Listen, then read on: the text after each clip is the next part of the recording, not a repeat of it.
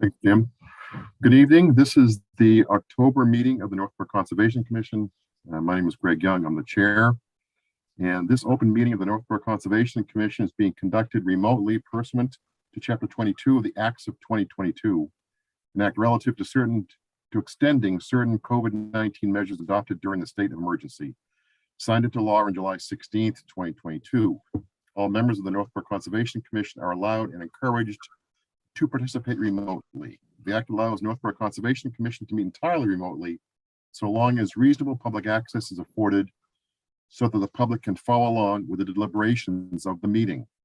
The public is encouraged to follow along using the posted agenda unless the chair notes otherwise. Members of the public who wish to view the live stream of this meeting may do so by going to Northborough Remote Meetings on YouTube via the link listed on the agenda. Ensuring public access does not ensure public participation unless such participation is required by law. This meeting will feature public comment. Members, when I call your name, please respond in the affirmative. Tom Beals. Here. Dan Clark. Here. Diane Gouldner. Here. Yeah, Staff, when I call your name, please respond in the affirmative. Vinnie Bignali. Here, yes. Jim DiGiulio. Here. Thank you. Some ground rules. The chair will invite each speaker or applicant on the agenda by name to make a presentation and speak to their application. Participants will provide their full name and hold until the name is called. Each speaker will be asked to mute their phone or computer when not speaking and to speak clearly and in a way that helps generate accurate meeting minutes. Those responding will be asked to wait until the floor is yielded to them by the chair. Speakers who wish to respond to the comments of others do so through the chair, taking care to identify themselves. Each vote taken by the commission will be conducted by roll call. After members have spoken, the chair will afford public comments as follows. By phone, dial *9 to raise your hand and wait to be recognized. Please note that part of your phone number will be visible to those viewing the meeting. By Zoom, click raise hand on the bottom of your screen and wait to be recognized. The chair will ask members of the public who wish to speak to identify their names and addresses only. Once the chair has a list of all public commentators, the chair will call each by name and afford 3 minutes for any comments. Diane, you ready? I am ready. Pursuant to Chapter 20 of the Acts of 2022, an act relative to extending certain COVID-19 measures adopted during the state of emergency, signed into law on July 16th, 2022, this meeting will be conducted via remote participation. No in-person attendance by members of the public will be permitted. To participate in the public comment portion of this public hearing, go to the Northborough Remote Meetings of YouTube channel or the town website for Zoom information. The meeting will include the following hearings pursuant to Mass General Laws, Chapter 131, Section 40, the Massachusetts Wetlands Protection Act, the Northborough Wetlands Protection Bylaw, and the Stormwater Management and Land Disturbance Bylaw. Application for a stormwater management and land disturbance permit for 100 Barefoot Road, map 215, parcel 0043 by Monocle Tycoon Real Estate Trust, LLC, seeking permission to alter an area greater than 1 acre for proposed additions and or expansions of the existing warehouse building. Application for a notice of intent for 93 Maynard Street, map 20, parcel 15 by Mark and Raquel Menendez for proposed restoration of 4 impacted areas within the bordering vegetated wetland, buffer zone, and riverfront area. And last, application for a notice of intent for 0 Hudson Street, map 15, parcels 19, 20, and 21 by Scott Goddard, Circle Assets, LLC, to construct 2 duplexes with associated appurtenances that alter bordering vegetated wetlands, riverfront area, and the bordering land subject to flooding. And that's it. Super. Thanks, Diane. You're welcome. I see Kelly has joined us. Kelly, we can not see you, but I bet we can hear you. Yes, I'm trying to figure out why my camera won't turn on, but I'm here. Okay, very good. Thank you. All right. Meeting minutes from September. I did not have any edits or comments. Anybody else have any comments or edits? Nope. Nope. Good by me. Okay. Then we need a motion to accept the September meeting minutes. I move that we accept the meeting minutes of September, what was it? 12. 12th, thank you. 2022. As Second, written. Said by Tom Beals. Roll call. Tom Beals, yes. Dan Clark, Yes. Diane Gouldner, Yes, Kelly Marston, Yes. and I vote yes. Okay. First up is, let's see if we have anybody here for this one. First up is Barefoot Road. Vito Colon, Vito. Okay, Vito's coming in.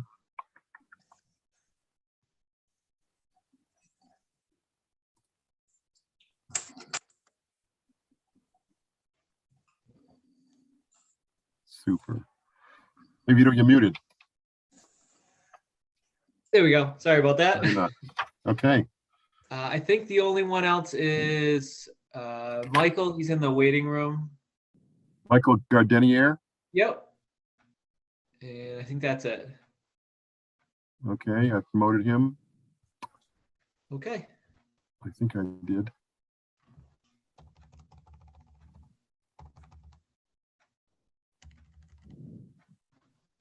Yep, he's somewhere in limbo. All right. Jim, did you see him? Michael, He's on the screen, Greg. Yep. where is he? There you go. Where is he? Hey Greg, it's Michael Gardner and John Rose from Dow Hill Designs. My All right. screen is not showing that. All right. Yeah, Greg, it's not showing on my screen either, but I guess they're here, but can That's some what people counts. see them? I can see them. Yes, I can see them. Dan can see them. That's interesting. I've not seen that before. That's always good to hear from any IT person. I've never seen that before. It's always encouraging. So, all right, Vito, what's going on here? All right. Vito Colonna with Cornerstone Engineering. Let's see. I'll just share screen. Okay, so this is 100 Barefoot Road in Northborough. We were here, I don't know if it was last meeting or the one before, for an RDA related to the wetlands and stream over on the side here, just to confirm that an NOI wasn't needed for the project. We've been before planning board, and that process was completed, and now we're before your board for a land disturbance permit, and we're also scheduled for the earthwork board upcoming meeting. So the existing site is right here. There's 290 to the back. This is the railroad tracks running down the side, Barefoot Road. And then there's this abutting commercial development. I think it's in the process of being built right now to the side of them right there. This is the existing conditions plan. It's a 4.4 acre parcel. Right now there's an existing warehouse on there. They have a driveway that comes in, parking up on the top level here. There's offices, kind of mezzanine space on this first level. Then you drive down below and there's a loading docks in the back. And it's all warehouse on the lower level right through here. These are that wetlands and that intermittent stream that we talked about last time. We're over in this area. Right now they have about 57,000 square feet of impervious areas with the roof and the pavement. And the only drainage on site is just a roof drain connection that comes from the roof. It connects down to a manhole down in this area. There's no surface collection or catch basins or anything like that for the parking areas. So the proposed development would be right here. There's two additions, one on each side of the building. It'd add about 22,000 square feet of footprint to the building.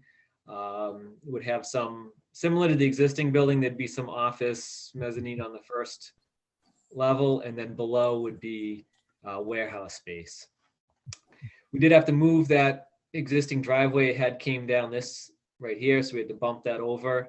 So there's a new driveway that comes around here to that rear area that's essentially the same as before, except we've added this row of parking around the outside back edge, and then some additional paving down in this area so that we can access. There's going to be two or three, I forget, loading dock doors on the back right here.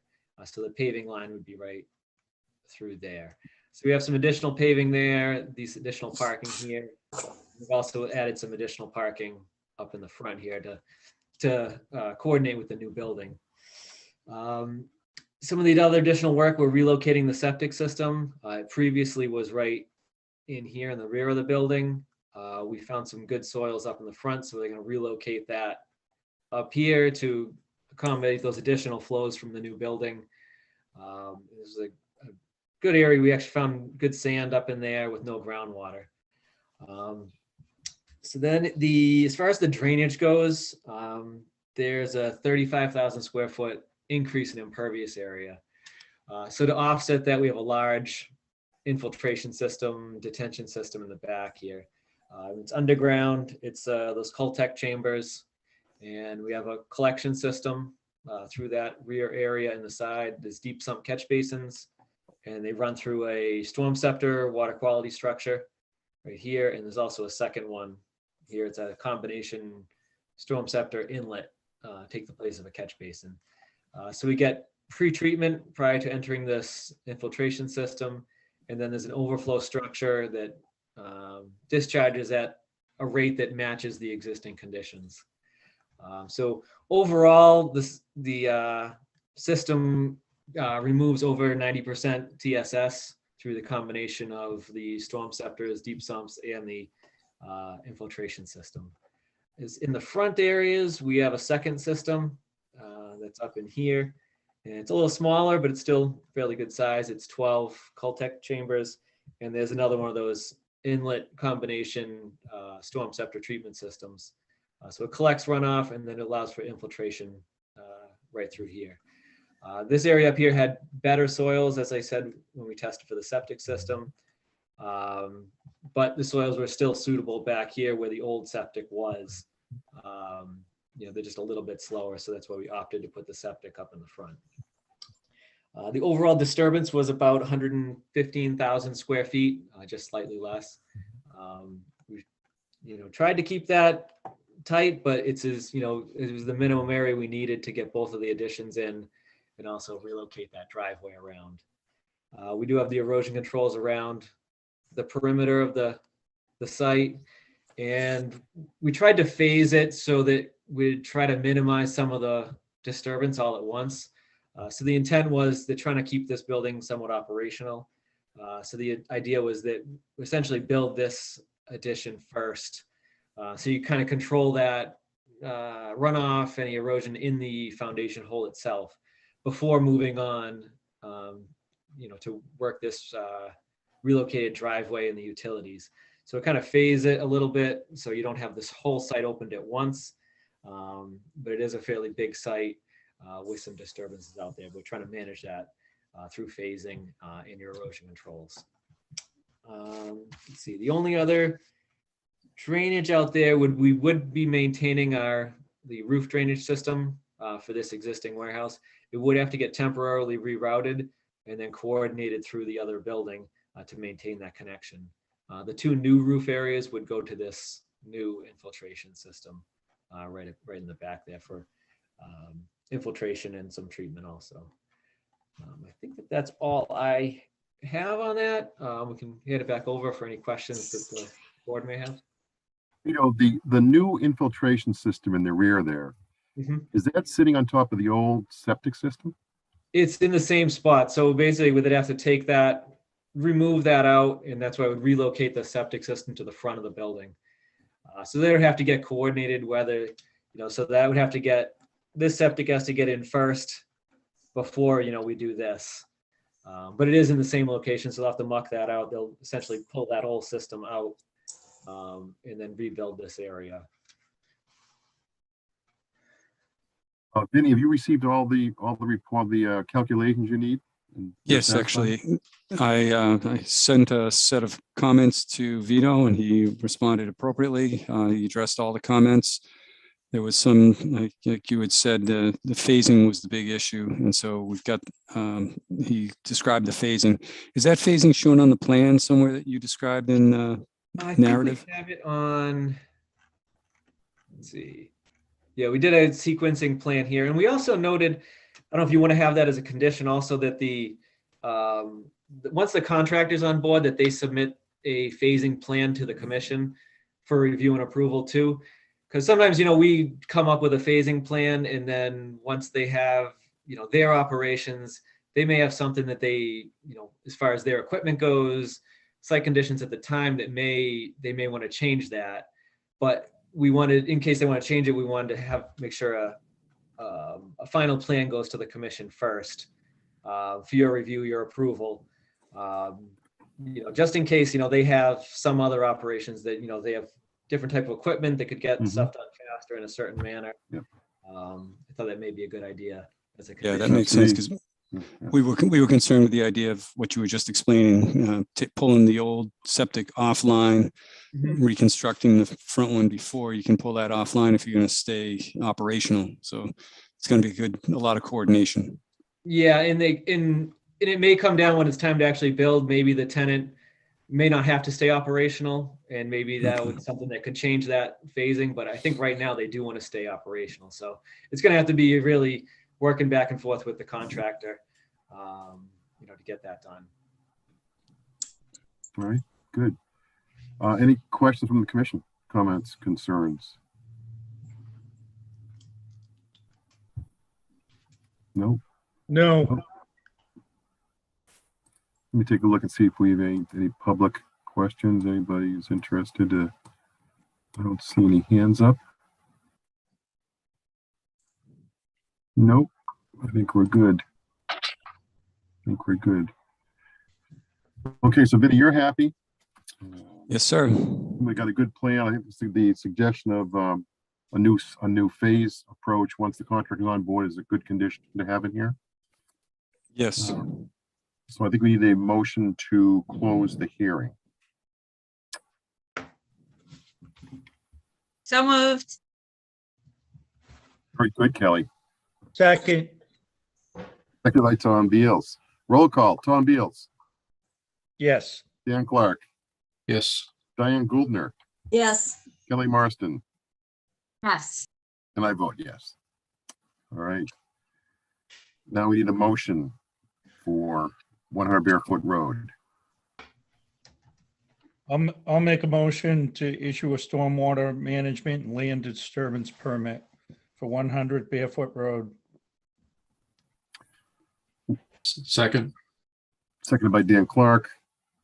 Roll call, Tom Beals, Yes, Dan Clark, Yes.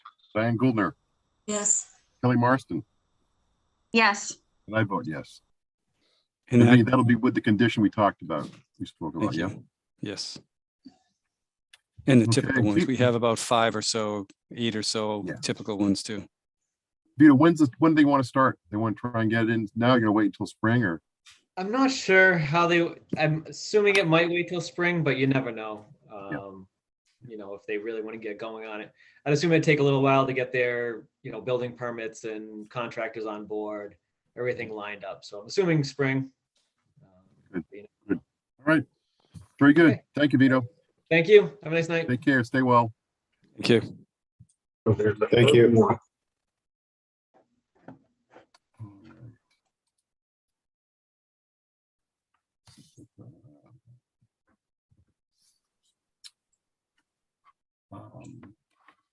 Hey, Jim DiGiulio, any idea what that little snafu was there with the couple of us not be able to see? Yeah, it's how the view was set. So it hides people that don't have a camera on. So I turned that feature off. So that's why you can see mine and Kelly's little symbol now. I don't see not Kelly. I don't see either you or Kelly. Yeah, no, then I'm not too sure. I'll have to look further into it. I thought it was just that setting that I had to switch over. I can see a black box with my name. I saw that before. I don't see it now. And I've got I've got the name with no video. Yep, that's what I see. All I see is Vinny, myself, Dan, Tom, and a black box to Diane. Okay. If Todd joins us, and I don't, maybe I won't know, let me know. I'm sure we'll know when he's on board. But if anybody else sees him before I do, let me know.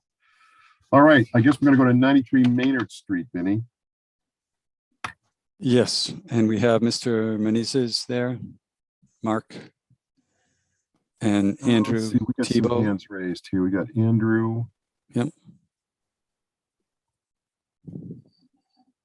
That's the only one I see hand up.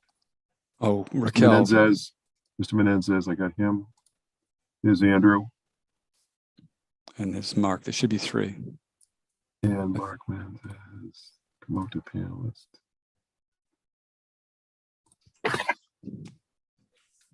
Oh, I see Andrew. Andrew, you're muted, by the way. Perfect. Yeah. So we all set to go. I'm happy to share my screen and kind of walk us through what we filed so far.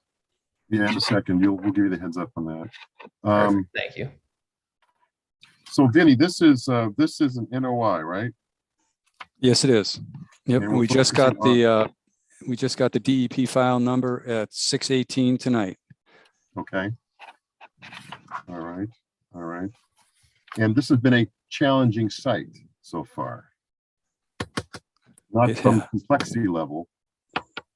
So, okay, Andrew, what do you have? Yep. So I'll share my screen for us here. So yeah, obviously, I mean, we know the site history, that we had an RDA going originally for some work on the site when a lot of clearing and disturbance had occurred. And so that was issued a positive determination and a cease and desist. So at this point, we came back with a notice of intent. The notice of intent package is for full restoration of the site. There's no more site work proposed as part of this project. This is to restore the 4 areas that we were looking at with Vinny. So this was originally filed on September 29th. Vinny had issued some comments after his review. So what you're seeing now is what we filed yesterday. It's the culmination of our supplemental materials that we're answering all comments from Vinny, updating our planting plan and the site plans accordingly. So the first graphic I'll walk us through here is a graphic that was included in the original filing. It shows us the 4 impact areas on site that we're revegetating. In orange, we see the areas that were upland buffer zone impacts, and shown in red in the top of the site is a BVW impact that we showed some photos of at the last hearing date. So at this point, I'm happy to walk us through each of the restoration areas, and then I'll address the comments we've answered since then. So in the Yeah, front, one second, Andrew. So Vinny, we got this information yesterday? Yes, I haven't had a chance to look through it in detail. I did a quick review of it, though. Go ahead, Andrew. Thank you. Yeah, so with that, I will walk us through in as much detail as possible and answer any questions that you guys have as a result. I know it's recent information. So our first 2 impacts areas are at the edge of the driveway. On the left of the driveway is all upland buffer zone impacts. On the right side is the mix of upland and wetland impacts that we showed. So both areas are proposed to be restored with a seed mix layer and a shrub layer. The tree layers on all of these are fully intact. There was never tree clearing done on site, but there was grading that removed all of the underbrush and the shrub layers. So we have a wetland seed mix shown in green along our wetland line that we've traced in blue. And then for our conservation areas, we have a conservation seed mix along the upland slopes on both sides. So for all of the restoration areas, we've chosen high bush blueberry, serviceberry, sweet pepper bush, and witch hazel. We went for a variety of shrubs that produce flowers, berries, nuts to try and incorporate pollinator habitat, foraging, as well as some nesting habitat. So our first 2 areas in the original filing, these were the shrubs in the seed mix. So nothing changed in this area. The biggest change that we have to highlight today is our restoration area 3. This is our largest restoration area. And this is all broken down by square footage and tables in this package, but this one's roughly 30,000 square feet. And it was originally proposed to just be a seed mix in our original filing. We had some conversations with Vinny about his comments and what kind of happened out there with all the grading. And so we agreed that the area needs a shrub layer as well. So we've added 300 shrubs to this section. There's 75 shrubs exactly of each of the 4 species that I highlighted in the first restoration area. So this was all buffer zone impacts. So we have that conservation upland seed mix as well as 300 of the shrubs pictured here. It's witch hazel, sweet pepper bush, serviceberry, and high bush blueberry. And then the 4th restoration area that we are looking at is in the rear of the lot behind the house next to the chicken coop. So this is another area where there was some conservation easement impacts. We walked this area with Vinny, and what we've ultimately proposed is to fully revegetate the area within the conservation easement. It's also upland buffer zone. So we are seeding that with the same conservation seed mix and the same 4 shrub species. The only area that's proposed to be lawn grass is an area directly around the coop. That's just to provide access to it and prevent any future encroachment into the area. So at this point, we have updated site plans I'm happy to walk us through. Some of these were revised through Vinny's comments. Unfortunately, with the format the surveyor uses, the site plan can't be flipped or it skews some of the images. So I'll have to walk us through here. But what I want to address so far for Vinny's comments is when we originally filed this project, we used the existing conditions plan, and Goddard provided our GIS layers for much of the restoration.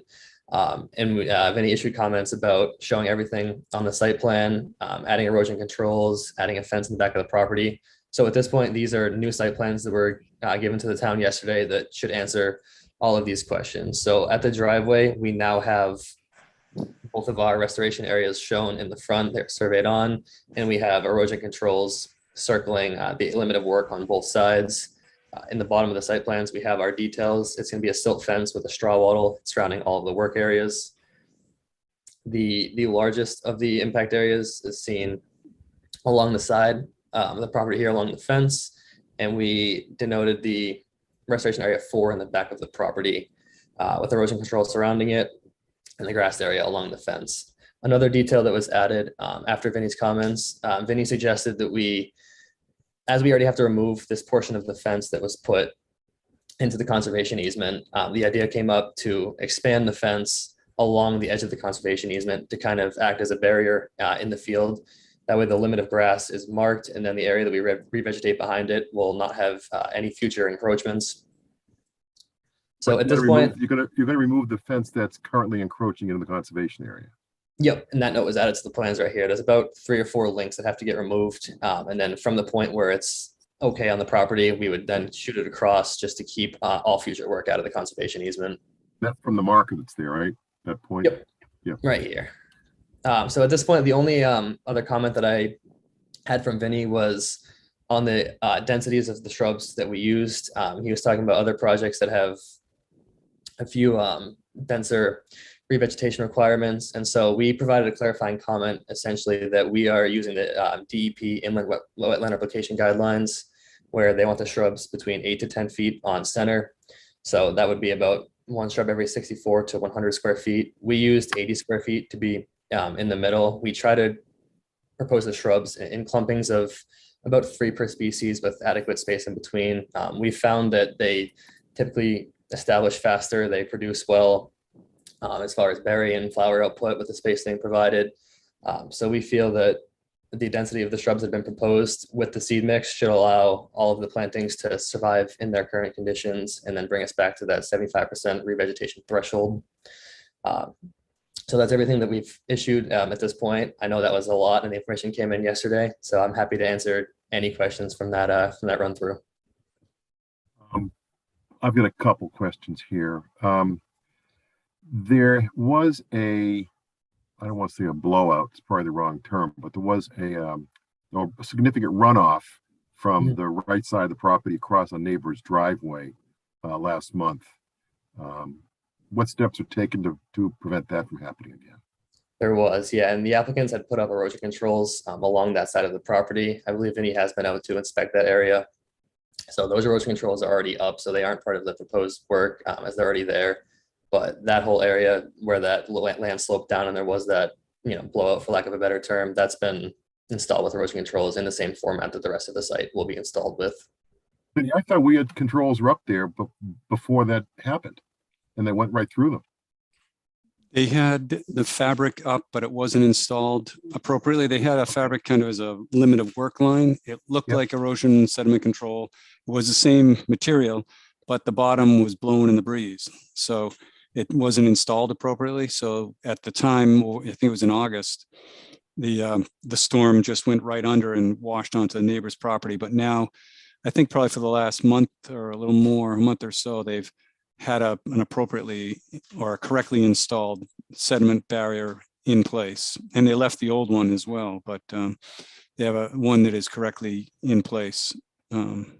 So I haven't seen any impacts like that since then. There has been water ponded on the up gradient side of the neighbor's driveway, or that common driveway, that I'm not sure if it had in the past, but it may have, because of that excessive flow before, it might have dug out a little bit of material that now there's a little more digging or a little more ponding area than was there. So that might be something to work with the neighbor on, just to put a little loam in and fill that back in, so it's not going to have a ponded area or a little standing water.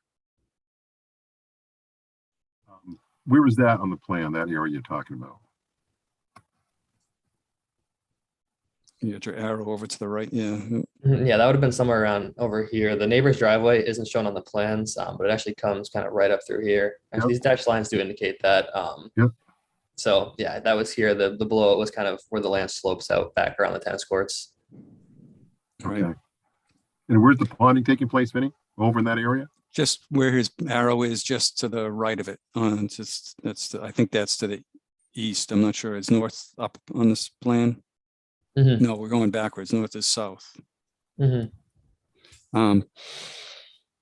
Yeah, so it's to the right of his arrow. So that was one of the concerns that was there. We talked about the fence in the back, which is great. I appreciate that. I had heard that there was, if you go down on the plan where your arrow is into the conservation easement in the front, that there's been parking in that area during a couple of events that occurred at the house. So there might be, and there's a couple of plow blades that are parked in there still, that it's a conservation easement. So the only allowed use going through there is the paved area plus 3 feet on each side. There should be no other alteration in that. And that's what I expect one of the conditions will be in the order. So to help define that area, is it possible to add another couple of sections of fence on the end so that we can delineate just the limit of that conservation easement? Yeah, I would certainly leave the answer to that question up to Mark and Raquel. I know they're on this call now. Yeah. But I certainly understand that question, so I'm happy to leave that answer up to them.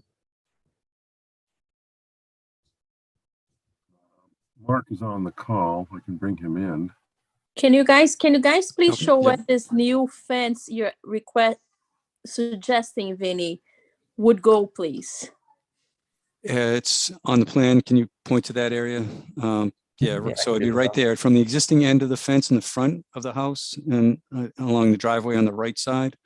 Extend it perpendicular to the driveway. Extend it into the driveway or a couple feet off the driveway.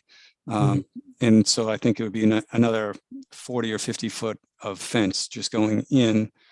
It wouldn't have to make a gate with another gate to go through. It would just be a way of delineating, maybe 2 sections. I'm not sure what, 2 or 3 sections, just so you know that nothing should be occurring down in that front area of their property. Does that make But sense? That's gonna block off the view of my house. This is gonna block off the view and narrow this down even more driving up. No, Raquel, the fence, it's just to prevent the water. It's not a. No, Mark. It's not a. No, it would be a No. fence, but it would be off to the right. It wouldn't be in the view of the house. It would block the view into the area up to the right where it's under the trees. Mm-hmm. I'll put up a fence that, Oh, Mark, like please. like a real fence. I don't understand. I'm just trying to. Yeah, it would be the same fence you have, just add 2 more sections or 3 more sections. So you know that you're not supposed to go into this area down by the road. Is that, No, but the fence is there already. So you talk Omar. about where the plow was. the plows that are in there are probably 60 or so, 80 feet into the conservation easement, and they're not supposed to be in the easement at Yeah, all. I removed the plowers already. I removed the plower. So I'm just trying to see how far you want to bring the fence. We talk about the 6-foot fence, like the real fence, like a wood fence. Yes, yeah, just continue the same fence that you have, on the fence that is already up there. It's already constructed on, as you're Mhm. going up the driveway. There's a little Okay. section that kind of is a return off the fence that goes way back along Mhm. all where the work is. And then there's a couple of sections that kind of come in towards the driveway. Mhm. I'm saying just add a couple more sections so that it's clear that that's the limit of the conservation easement. Okay, that's fine. That's fine. I don't mind to do that. So, but bring where the conservation line is, or the property line, the conservation line. Conservation line. So Mhm. you get that, Andrew? You can move your arrow to show. So it's Yeah, from if that I'm little understanding corner. correctly, what it essentially would be is not blocking any of the driveway, but the fence seen on my cursor here. My understanding is just a Mhm. couple more links, just to kind of mark a little line kind of on the property on both sides, just as the kind of the area of, think about a straight line across, that's where the conservation easement would be. Yeah, I Okay, wouldn't so even if need it this on is the the left side. I'm sorry. Okay, if the request is there, that's fine. I don't mind to put this fence there. We have the fence there, so that's Yeah, and That's you good. wouldn't need it on the left side, that on the other Perfect. side of it's just so that you can line up on that fence and say, okay, this is the limit of the conservation easement. That's all. Okay. Mhm. All right, that's good. If the That's all commission good. is okay with that, the commission makes the decision. I'm just making a recommendation. I got another question here. Let's move on. If we could, we'll come back to this when we kind of wrap up. In the rear of the property, past the tennis court and past the chicken coop, we're into the conservation easement, correct? And Vinny, weren't there a number of trees we wanted cleaned up out of there? There are some down trees that I think might have been removed already. Okay. But any down debris and stuff should get taken out when you're doing that restoration work. Yeah, and it's my expectation that, that would be a special condition to remove anything leftover debris and clean up those areas. But nothing, guys, can you hear me? Hello? Yes, sir. Yes. Yeah. So beside the bushes and all that, we didn't remove any tree on that section. They have a very old trees over there that has fallen by itself. I didn't touch any trees. So and the bushes was taken away. The area that was like, as you discussed, was green. Was taken away. Is not on the section where we planning to take the trees. That is, of course, as Vinny saw that, to have some bricks and stuff that are planning to continue to do. But on that section in the back of the chicken coop, I didn't dispose anything, or I didn't remove any trees or touch any trees. But then if those trees came down au naturel, we just leave them there, right? That's Yeah, if nature. if it is just a down tree that was natural, I thought that in one of the photographs that we had, there were a couple of trees that got pushed when they were doing the construction of the chicken coop. They did a couple of trees got taken down or fell down, and they just pushed them back into the corner. I think that's what you're referring to, Greg. And that's what we just check in the field, and we can clear those up. Okay. The other question Okay. that I had was, and I think it was something that came up on DEP's comments, was the question of the shrub species being able to grow in the upland conditions. Is that an issue that might raise its head? I don't want to have to plant twice, get it in, make sure it grows. Yeah, I certainly don't. I don't believe so. The sweet pepper bush and serviceberry are both facultative. They grow just as well in the uplands as the wetlands, and we've been putting them in our planting plans for years, and they do a really good job in the uplands. Witch hazel itself is facultative upland already and thrives in that habitat. And high bush blueberry is often used as a landscaping plant in a lot of areas. Although it is fact wet, it grows very, very well in buffer zones, and it's one of the shrubs that we see creep upslope in many areas. So we like to include that in our planting plans just because it's one of the best native shrubs for wildlife. So I have full confidence that all the shrubs proposed as part of this will do very well in these areas. Okay. Yep. All right. Any other comments you have? No, and I haven't looked at all the numbers as far as you updated the numbers for in the notice of intent so that there is alteration of wetlands. There's the area within the riverfront. And the other item was in DEP's comment that I just looked at. She said something, we may need to recalculate the filing fee because of the impacts into the riverfront area. I'm not exactly sure what that means, but just to make a note of it, that we need to look at that again. Yes, for restoration work, we often haven't had to address those comments. I saw that from DEP. So after this hearing, when we close, if there are any outstanding fees, we'll certainly take a look at that. Okay, commissioners, any questions? I'm sorry. Sorry. You want to- I was gonna ask a quick question. Sorry, guys, I'm not extremely familiar with how things work. My husband has been working more with Andrew. To the right of the tennis court there, when we bought the house, you didn't have bushes, blueberries, and all that stuff. It was just low vegetation. Why are we being requested to plant over 300 bushes there if there was nothing there before? And Mia came several times. I'm sure you guys have records. There were pictures from no bushes and now 350 bushes. I'm just wondering why that is if there was only low vegetation there before. Why is that a part of the proposed and of one of the requirements? Because one thing is restoring to what was there before. One thing is making a forest when there was never that before there. So I'm just a little confused of why that's being one of the conditions and one of the requirements by the conservation. I wasn't there before it was all torn up, so I'm not familiar with what the conditions were. Have you been there, Andrew, before any of the work occurred? Not up in that area, as there was no wetland resource areas. I was really only flagging the wetlands and walking by everything else.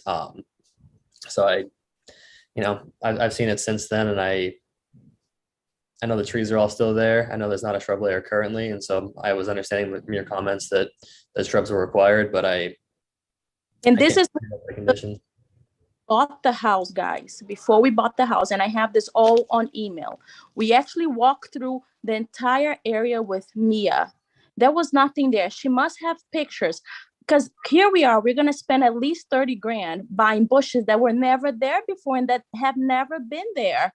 How reasonable and fair is this? If you guys should have this as part of your process. If Mia walked through however many times, there should be pictures on your file that you can reference. I can try to go through back to my pictures and everything, but there weren't bushes there before, especially 350 units of bushes. So that's a little bit for me. I understand if it was there and it came down, but it was not there before. There was low vegetations and no bushes in that area before. And somebody must have a record there of what was in that vegetation. And I would really appreciate if somebody would at least do a research on the conservation files to find that information, because that would save us a lot of headache. This has been a painful process. I've wanted to sell my house and get out of this town.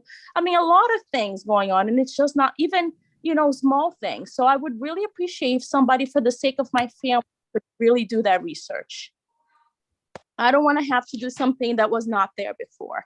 Mrs. Menendez, thank you. Let us get through this discussion, then we'll come back to you, okay? My understanding, again, I'm not familiar with the property prior. My understanding, Andrew and Vinny, is that there might have been some disturbance to this area previously. Is that fair or not? There might have been. Andrew, I'm sorry. Can you please point it out again? Because I may be more familiar a little bit with my wife said, and can you please point it out again? Because I may misunderstand this as the number is 350 bush. So I'm just trying to visualize myself where this gonna be planted now, because I know that me and Van and you walk in the front on the right, front and the left, and then back where the chicken coop was. And that section, we agree, we have a conversation, and that's why we have this meeting now to go in this process. But beside that, can you please point it out and help guide me on to me understand a little bit, please? Yeah, If certainly. you show him the area we're talking about, thank you. Mhm. Go ahead. Yeah, the area in question is kind of all of this that we see in these hash marks along the wood fence that we have on the sides of the tennis court in the house. In this area, all the trees are still there, but it's exposed soils now. It's all been graded. And so this is kind of this whole long area on the strip of the house along that fence is what we're talking about. Okay, let's me make my comments. So since you bought the house and probably the conservation, all that, and that section that you pointed out on the right side of the tennis court, where the big section line up there, that section, our dream is take all the trees down. That's why you have so many things done. Take all the trees down and put this grass over there for my kids to play with, right? Because it's the only section in the house. So that section specifically, we still have the open to remove the trees and make this as a backyard, right? So no reason to replant that because we gotta work on the trees and Vinny and everybody know that. So the section on the right, I didn't remove any bushes. No, I'm sorry, guys. I didn't. Maybe someone was there at nighttime and I even didn't see them, but I didn't remove anything like that. The section that you mentioned, I can try this is the section where, let's say, has a little brick all around. That section, I never touched to remove bush or anything like that. Vinny mentioned that, yes, we parked the car there, but parked because of so much leaves but bush is not. And then we're at the specific place where the trees planning to be removed down the road because now with so many things, we don't have even the money to do that. No reason to plant anything there. In my understand, because you planned to remove the trees. So in that section was, and Mia even said, apply and do everything. And I released the permit in 30 days for you because I can see that you guys need that. Was the conversation that I have with Mia back then. You know, probably she has this in file. And there were no bushes marked there. It was just the big trees and like some, I don't know, there wasn't even grass there. I don't know what it was, dirt. And we have videos of that. We have pictures. We have things, and Mia should have that on her files as well. If I can respond, Greg. You can respond, certainly, yes, then I have a comment here too. Go ahead. Okay, yeah. So the issue that I think might be getting confused was when we were talking about the density and the plantings and requirement for shrubs, that was in the altered areas around the wetlands in the rear, in the front, in the area by the chicken coop. And in that comment, I think I said to make it similar to what was in the abutting areas, to the native areas. I think that I don't have mine and I wrote it a couple weeks ago, but typically what I write is that it matches or is similar to what is naturally occurring nearby. This area next to the tennis courts, I know we noted that it is an erodible soil. It's very sandy. It's been packed down. We've been doing a lot of work moving back and forth, and we had a dry summer. So that's one of the sources of the sediment that went down and across the neighbor's property. So we wanted to stabilize it. So I think there are kind of two issues. I don't know that we need shrubs in this area. I think we take them if they're offered, but I think what we really need to do is just stabilize that soil so that it doesn't get transported during the storm events. Mm-hmm. Thanks. Because the trees are still there. We still have the canopy. And I wasn't there. The pictures that I have seen from Mia are all since the construction of the chicken coop started. So I can look for some more, but I'm not opposed to reducing the shrub requirements in that area. If it's something, I mean, if in the area nearby, it has one shrub every 200 feet, then I'd be okay with doing that. But it should match the abutting property on the other side of the stone wall that hasn't been altered is what I was thinking. Mm-hmm. So guys, just last thing. I don't want to make much comments. You guys in charge, of course, this. I was the one that called me Mia. It was not someone that I call Mia to advise me what I have to do because my kids wanted this chicken coop. We have this chicken come from the last house that we moved from Hopton. And she's advised me to do, right? Was nothing like I was the one that called Mia. First of all, second, when Vin came to my house, I said, Vin, I'm here completely open up to work with you. I'm sorry for the things that I did wrong. And now everything is new to me, but I'm here to work with you in all your requests. Please work with me. And I'm here to open to work and make things, for good. But as Raquel, my wife, says, 350 bush in that section. And I don't think it's realistic and wasn't there, first of all. And guys, we struggled to pay the bills that finalized the construction still. I owe more than $1 million in banks. And now I know it's a big house and everyone's comments, but we have struggled to put a life together after all this increase of everything and pandemic. And this idea, I asked Vin to say, Vin, please help me on this, walk with me. I wanna do my best to make everything right. And was there, I'm not the person that like to not follow the rules. Instead, that I like to follow the rules, and I am here to do things right. But please help a family and me and my wife on this process, please. Okay, sir. And understand, we're not out here. Our goal is not to make life miserable for you folks. Our goal is to correct. We have multiple violations on this property. Our goal is to correct those violations, protect the wetlands and the natural resources that are around them. So, and that's our goal, and we're certainly willing to work with you in this. Thank you. The fact that Vinny received the plan yesterday is an issue, and the fact that I'm not sure you and Andrew have synced up on this plan either is an issue. My own opinion is, I don't say I want to close this tonight, but that's just my opinion. I'd like to be interested what the commissioners think here. Comments, concerns. I would agree with you, Greg. I mean, usually when we get presented with a plan, that's the plan. So it sounds like, I don't know, it seems like there's confusion on what the plan should be. So it seems like there's more conversation that needs to take place. He pointed to you, Andrew. You said Hey, that Raquel, excuse me, ma'am, excuse me. Please let us work this here, and then we'll come back to you. We'll give you a chance to, but I want to go from here from the commission first.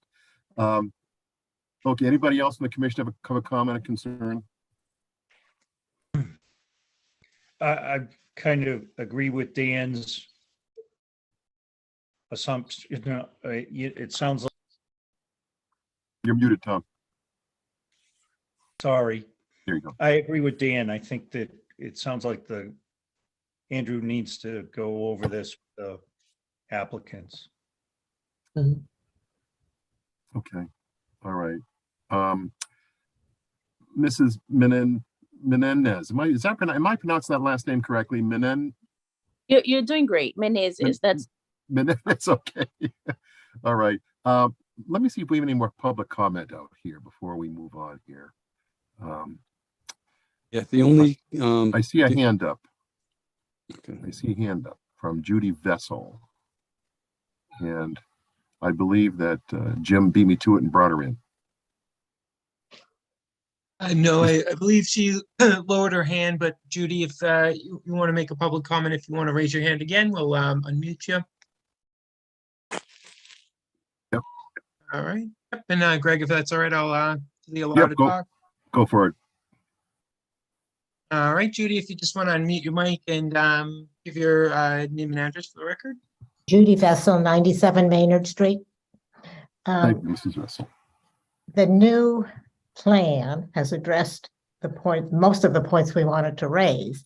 I just wanted to clarify that we are getting the ponding, that we haven't gotten any more sand, but we have gotten ponding along our road, and a lot of it during the last storm. So the water is still coming through in a way that it never came through before. And we never had ponding before. So this is all new. The sand coming through is new, and the ponding each time we have a storm where it rains more than 1/10 of an inch is happening. So that really should be addressed because we spent thousands of dollars, the neighbors and ourselves, building this road so it fit the Conservation Commission rulings, and so that we had a large culvert there, and so these sorts of things wouldn't happen. And we have never had any trouble with that road in all the years we've lived there as far as anything like this.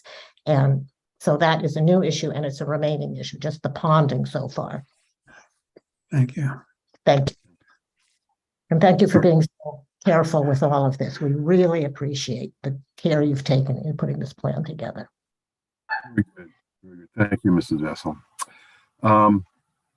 Okay, I don't see any more public comments here.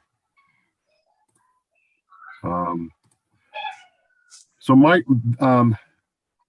Mrs. Menendez, Mr. and Mrs. Menendez and Andrew, I mean, my position here is that we should continue this. And in that interim, you get your heads together and agree. And Vinny, you need to be in there too.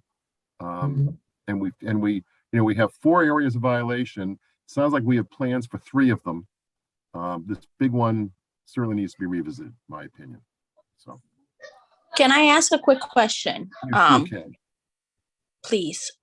So Andrew, we brought this up to you a few days back, right? And you said you were having some requirements from Vinny about all these shrubs, and the commission can ask anything they want to ask after there's a violation. So what are the requirements that have been put upon the section? Is one question from the commission, from Vinny so far.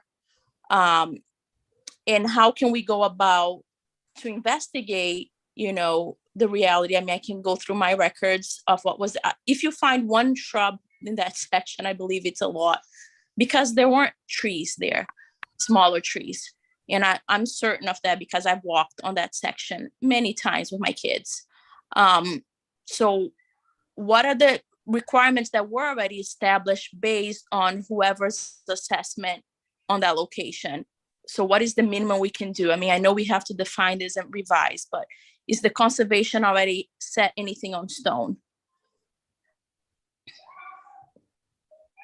So I can certainly jump into your question there. So at this hearing tonight, I mean, nothing is set in stone at this point. We're presenting kind of the work that we've brought so far. Where we stand with that area is that the comments are basically that it has to match the abutting area. And so what we can do is we can go back and take a look at that area, and we can do kind of a shrub documentation of what the area on the other side looks like. And we can make sure that our plan matches that. And if what you guys feel that the shrubs are not there, then it may be that we revert to the seed mix and trees that we were talking about originally in this area. So it just has to match the area that was there before. And if those shrubs are not there in the other areas, then I think that comment has merit and that we can revise the plan and plant it accordingly.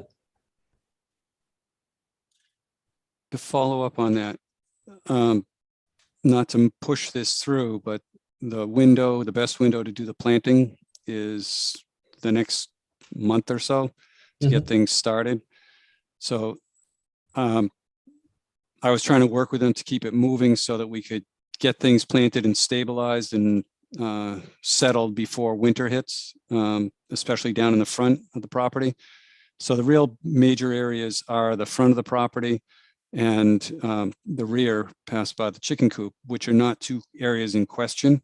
The discussion of how much shrubs or how many shrubs are needed in the area in the riverfront area, I'm not sure. It's up to the commission, but I don't know that that's as critical. As long as we get it stabilized, that would be fine. If we then decide that we need more shrubs, we could ask them to put more shrubs in the spring.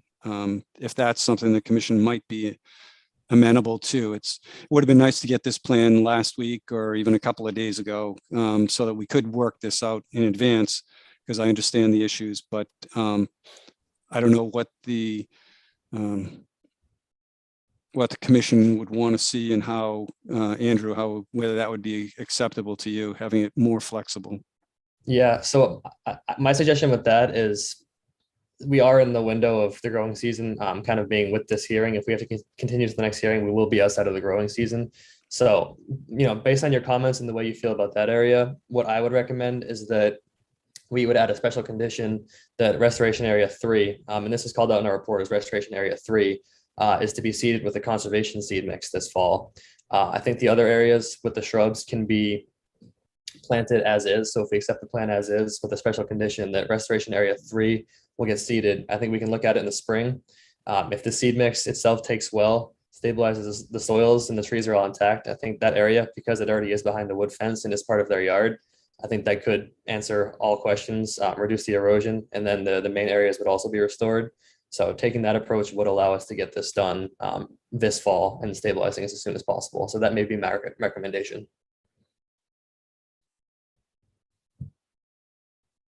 And it sounds agreeable to me, but it's up to the commission to decide how much, this was a site where we had an issue in the rear, and then all of a sudden we got another issue in the front unexpectedly. So hopefully we don't have any other unexpected issues arise. Okay, just speaking for my own self, I'm uncomfortable approving this with, it's either in or it's out. I don't like approving a plan with the biggest component being open. If somebody can convince me there's a way around that, I'm certainly open to that. But I'm not thrilled with that approach. So I understand the concern over that approach. I think based on the experience that we've had in this area with the washouts, with the erosion controls being installed, I think the primary concern for this area would be the stabilizing of the soils, which the original seed mix proposed would be able to do this fall. I think I have greater concerns over leaving that area exposed and sitting in another month for the meetings. As we go into the winter and storms come, the erosion controls can easily be damaged over that time, and future washout could certainly occur. In my opinion, I think a special condition, it will be binding, it has to be followed. And I think that seed mix going in there would really kind of answer all of our biggest questions now and prevent any future problems. But the way I see this site, I think getting everything stabilized as soon as possible would far outweigh any future impacts that may happen by pushing off and continuing it. where are these 300 bushes supposed to go? Are they all going into section 3? There's 300 total in section 3, and then the other sections have between 24 and 40. It's all calculated based on the DEP replication guidelines. So it's all by square footage of the areas. So they were all spread throughout. Let's just focus on section 3 for a second. Forget the other bushes. So we're recommending here to move ahead with remediation on all 4 sections, with section 3 remediations being seed mix instead of 300 bushes. Is that accurate? It is, yeah. The trees are all still there in section 3. The fence is on the other side, and it's the exposed soils that are causing the issues in that area. Questions or comments from the commission? What's the commission think about this? I mean, you've heard my opinion, so.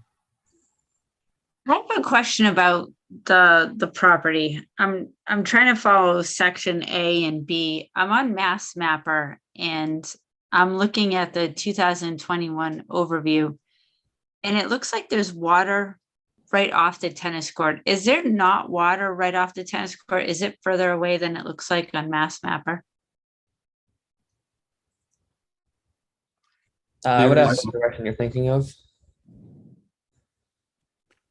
So are you looking in on the Mass conservation Mapper, inside the what's CR, that? Kelly? Are you looking inside the conservation restriction behind the tennis court or the coop?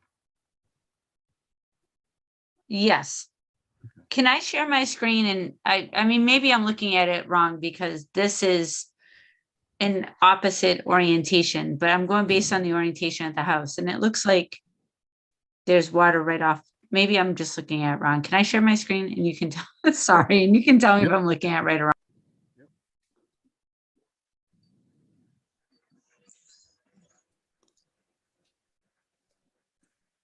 You're muted, Kelly.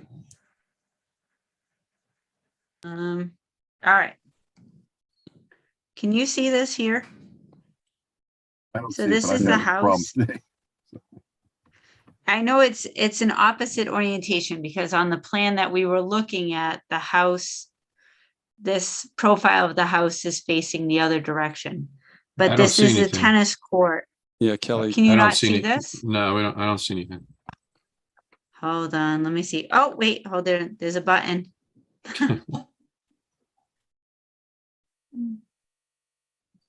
Can you see that?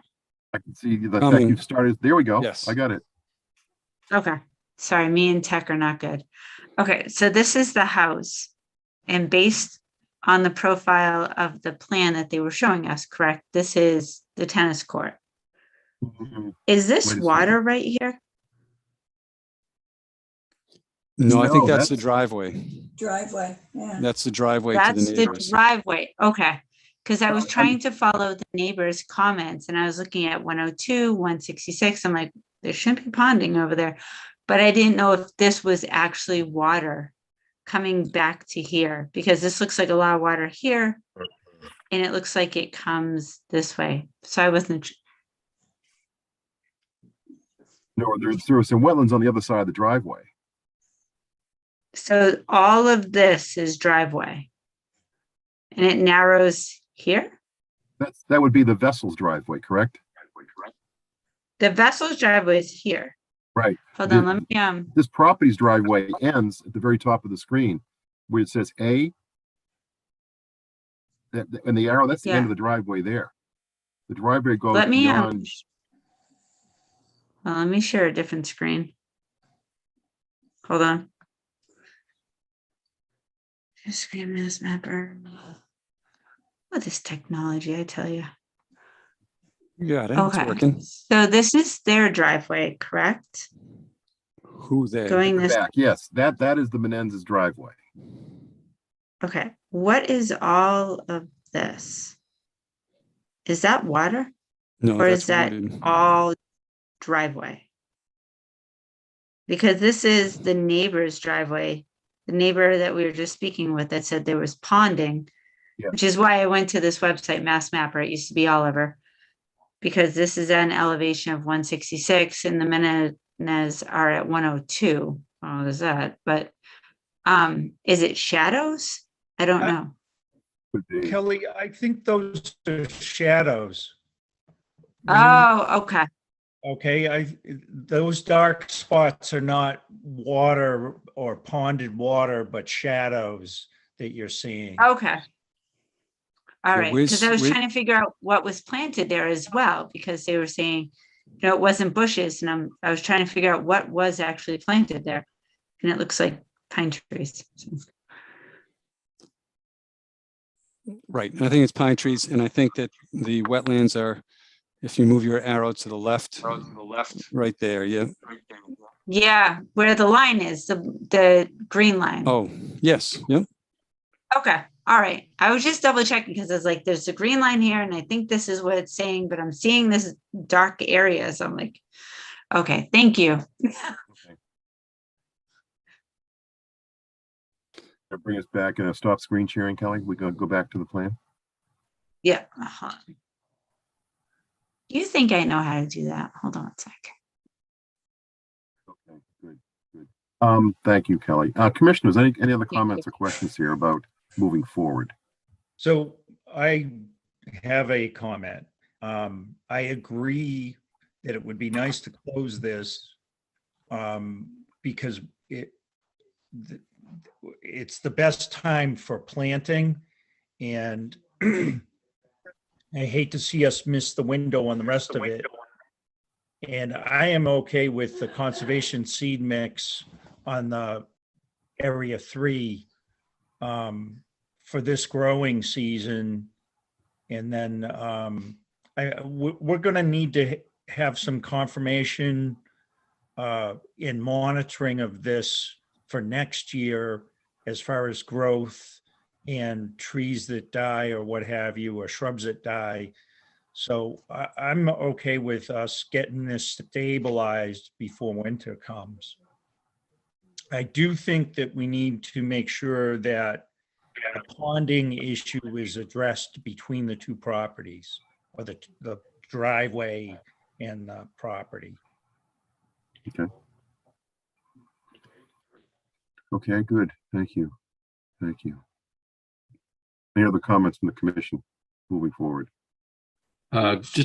Just a quick comment. I mean, I agree. It seems like the priority should be to stabilize this area 3. Although I am somewhat reluctant. We were presented with the plan today that had 300 shrubs, and then we've gone now to 0, which is, a dramatic difference from what we were presented with. So I'm not sure how we close this, and then that's it. That then we're just, the seed mix is the final decision. Is that, I'm not sure how we address if future plantings are necessary. Is there a mechanism we can do that? It's, I suppose we could do something along the lines of approving the plan with seed mix as the first step, and then the site is revisited in spring, and any subsequent plantings required are done. So if Vinny goes out in the spring and says, we need this and this and this, and he and Andrew discuss, and they come to a meeting of the minds that says we need to put in 50 shrubs or 60 shrubs, then that happens with no other comments. I mean, that's a possibility, I guess. right. I can try to word that as a condition. And I think that's probably the best, as far as I see it, the best approach is to get everything stabilized this fall. And then in the springtime, we can add shrubs and as needed if we need more, but we kind of confirm with Andrew that he's going to do an evaluation of the abutting area, and we will match the number of shrubs in the abutting wooded areas.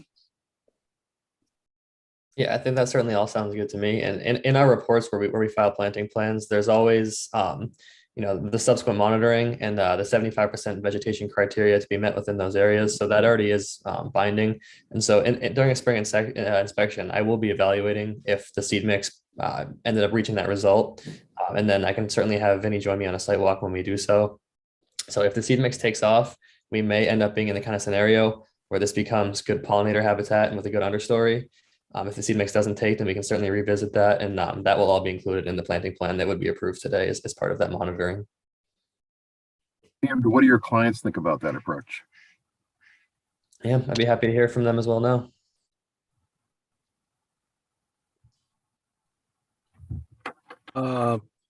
Yeah, just I think as you guys mentioned, thanks so much for the patience, everything. Definitely it's good to agree on something, and as the person in charge, I forgot his name, sorry. He mentioned to leave this big portion out. It's not ideal. I agree with that. I think it's definitely good to put everything in.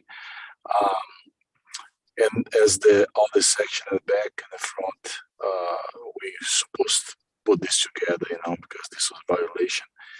And the rest, as I'm just still trying to understand to be, because the plan on the side of the tennis court will be everything removed and put a grass, right? I mean, of course, we planning to do that, and everyone knows.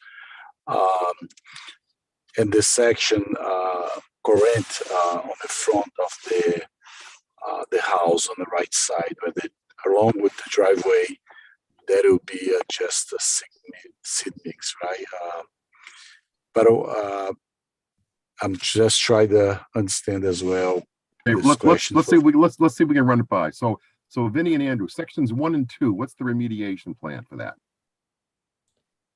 Yeah, that's going to be shrub and seed mix as planned. Those areas, the abutting densities have plenty of shrubs. The wetlands were a shrub swamp in that area, so that's going to match and that's going to stay the same. Okay. All right. So some shrub and seed mix for 1 and 2. How about section 4? Yep. So section 4 is conservation seed mix, shrubs to match the area behind because it is wetlands and buffer zone. So it's pretty heavily vegetated. So we'll heavily revegetate the entire conservation easement and then just grass along the coop. And then it would be and make sure the fence is pulled out and then run across the back. Exactly. Yep. And that's all noted on these plans. Okay. And if we find that there was a tree knocked down, we move it. If Mother Nature took her down, we leave it there. Exactly. Okay. Now for section 4, what's the plan?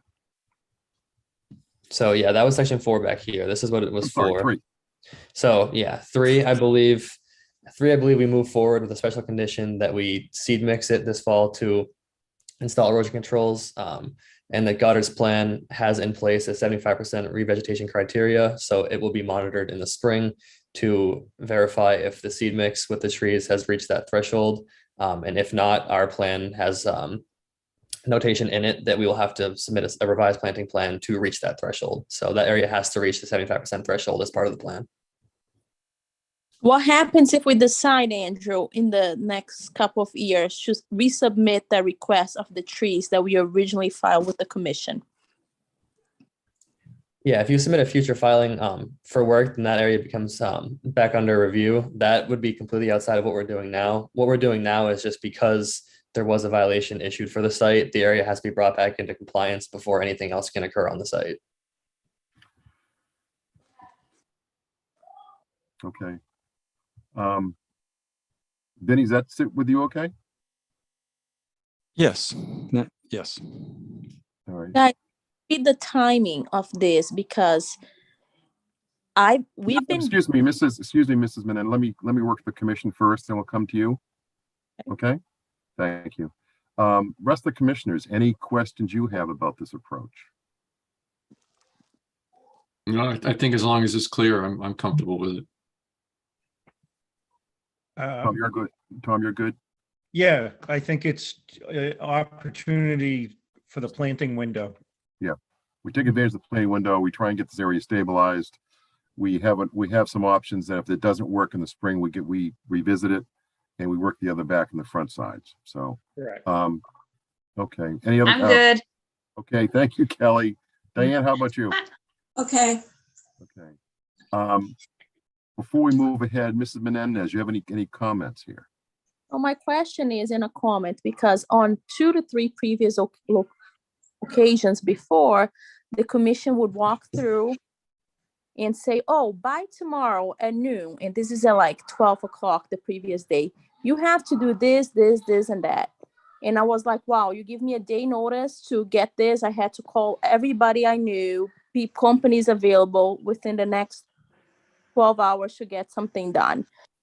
So we had that in 3 instances. A couple in a very important, celebration, which is our daughter, 12, month brain cancer free. We had a party. I got somebody like, well, you have to do this, this, and this. So you can figure out how my emotions was all over the place. My question is, what would be the timeline? Because, we're going to November. We're going to be away for 2 weeks. What would be the timeline to have this completed? We're going to be out of the country actually in November, and on a trip. So I want to see what the timeline would be to get this done. Okay. Well, first of all, that was a good reason for the party. That was a very good reason for the party. Okay, and that's good news. I guess that's a question for your contractor on the timing. I mean, Vinny, you can, if we approve, you can get this out within what, 21 days? I have 21 days to get it out. I can get it out sooner. I prioritize based on things that are really pushed in need. I can make that happen. And just in response to those other times when I said things needed to get done right away, that's because there was erosion issues and there was rain predicted for the following weekend. So things had to get done and buttoned up before we had another blowout, as was referenced in the past. So that's why things had to get done quickly. And it was both conditions were occurring that shouldn't have, and these were reparations or repairs of problem areas. We can get the approval out. If it gets approved, we can get that issued certainly within days. And then it's a matter of when the vendors can do their work. And that would be, I think, Goddard, and who else is involved in this? Anybody else? That'll be Goddard, and then we select a landscaper, or the applicants themselves would select a landscaper, and then we would just notify the commission of when work is going to occur, and then Goddard supervises during the plantings, but the landscaper is up to them to determine. And you want to get this done in the planting window, which is over the next 4 weeks, right? That's exactly it. We usually plant into early November, maybe mid-weather permitting, but yeah, the sooner the better, and we'll make ourselves available to do so. Okay. Does that help with your question, Mrs. Menendez? It's challenging though, as you know, everybody's extremely busy tidying up for the winter. We'll see with landscaping companies and, you know, with people we've worked with, but it's a challenge to get people there in that quickly, but we'll try the best we can. Okay. And Goddard probably has some preferred vendors that they may respond quicker to them than they would to anybody else, which is a possibility too. So, Absolutely. okay. No, final check on public hands, nothing hands up. So we need a motion to close the hearing. I move that we close this hearing with the exclusion of. No, just a motion to close the hearing. That's All all. right, so sorry.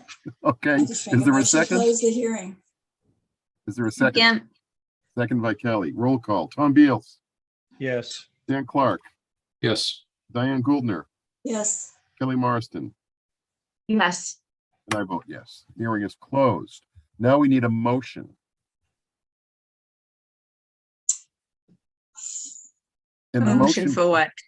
I think the motion would be something, I know what you're trying to do to me, Kelly, not a problem here. The motion would be something like to approve the plan presented for areas 1, 2, 3, and 4, with the exception that seed mix is used in place of bushes in area 3.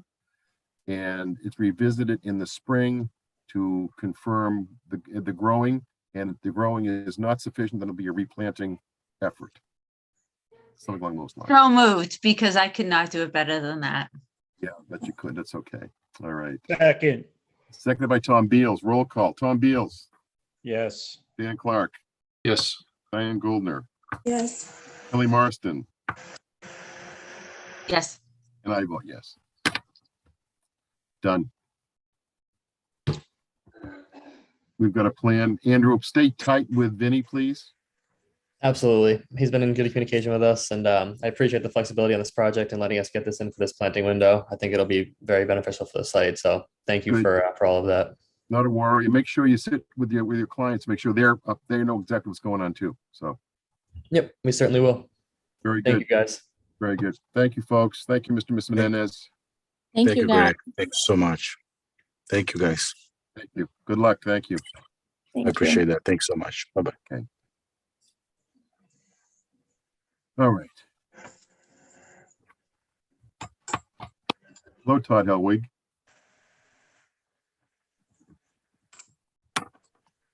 You're muted, Todd. Hi. Hi. Good timing on your part on that one. So, okay, so moving on.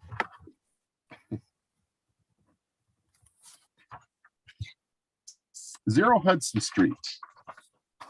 Zero Hudson Street. Do we have anybody for that? I don't see anybody. I don't think so. Zero Hudson Street. What's the story in that one, Vinny? They want a continuance? They requested a continuance. Yes, they have not submitted any revised plans. Okay. We opened this hearing on 4/21/21, I think, or April of 21. Yes, April 15th. So we're Year and a almost half. 2 years, year and a half in.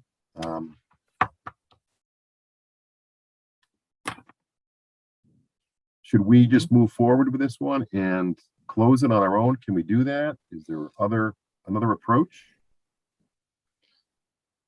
They've requested a continuance so that we can continue if we choose to. We could also close it and have them resubmit so that abutters and any new people that are not familiar with the site. And actually, I'm not even sure what they're proposing because they're revising the wetland line and that may change whatever they're proposing. So we haven't gotten any submittal as requested for the last 4 months. So we would. Didn't you warn them about this some we months did. back? Yes. And we were going to give them like Till one more month, and then we're till now at September. like 3. Yeah. Till September, we gave them there. Yeah. I am with clear conscience would recommend not allowing the continuance.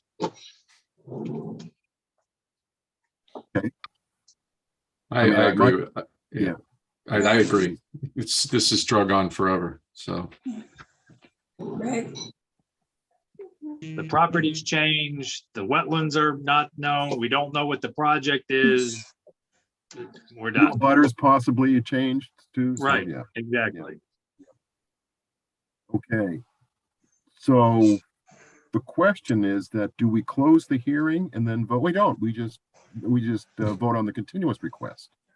No, you close the public hearing and then you vote to deny or to, should have not written a denial order of conditions. Well, Yeah, they can always because tell we us if they deny don't. it. It's an order of conditions and we deny it because for lack of information. Yep, and they can resubmit. I think it would be just denying the continuance, wouldn't it? No, because a hearing is one thing. You have to let everybody have a chance to speak. So that's what the hearing is. Then the hearing closes and then the commission acts on what was proposed, which was a notice of intent. We I think deny that from lack of information. Right. Yep. Okay. Yeah. I think so. Otherwise, I think there's a chance, and I'd have to go back and look, but I think if you just close the hearing and don't do anything, it might be constructively allowed. Right. That would be constructive approval if we don't respond within 21 days after the close of the hearing. We won't let that happen. Right. So, All right. So we need a motion to close the hearing. Is that correct? I mean, I assume there's nobody here, there's nobody in the audience, there's nobody. No, we did a scan. There's no. Then I would nobody in the move, audience. I would move to close the hearing for 0 Hudson Street. Second. Second. Roll call vote. Tom Beals, Yes. Dan Clark, Yes. Diane Goldner, Yes. Todd Helwig, Yes, Kelly Marston, Yes. and I vote yes. Hearing is closed. I would move to deny the order of conditions for 0 Hudson Street for failure to provide information requested by the commission. Second. Seconded by Tom Beals. Roll call. Tom Beals, Yes. Dan Clark, Yes. Diane Goldner, Yes. Todd Helwig, Yes, Kelly Marston. Yes. Kelly Thank you, and I vote yes. Okay. So, the plan here is that they should refile, taking advantage of, new abutters. We need a plan. The wetlands that haven't been delineated yet, a new wetland line coming in, Yes. basically starting over. Yeah, right. All right. Moving on. That's what I have in terms of public hearing items, Vinny. We have a bunch of other items here, though. Yes, we do. You ready to jump in? I am. All right, I think we have, let's see, Mr. Nordland. We have people here that are hanging in for 137 Madison Road. So I think we're looking for Ronnie too. Ronnie, yep. And I think that's Scott Jordan as well. Yep. Okay. Should be promoted in.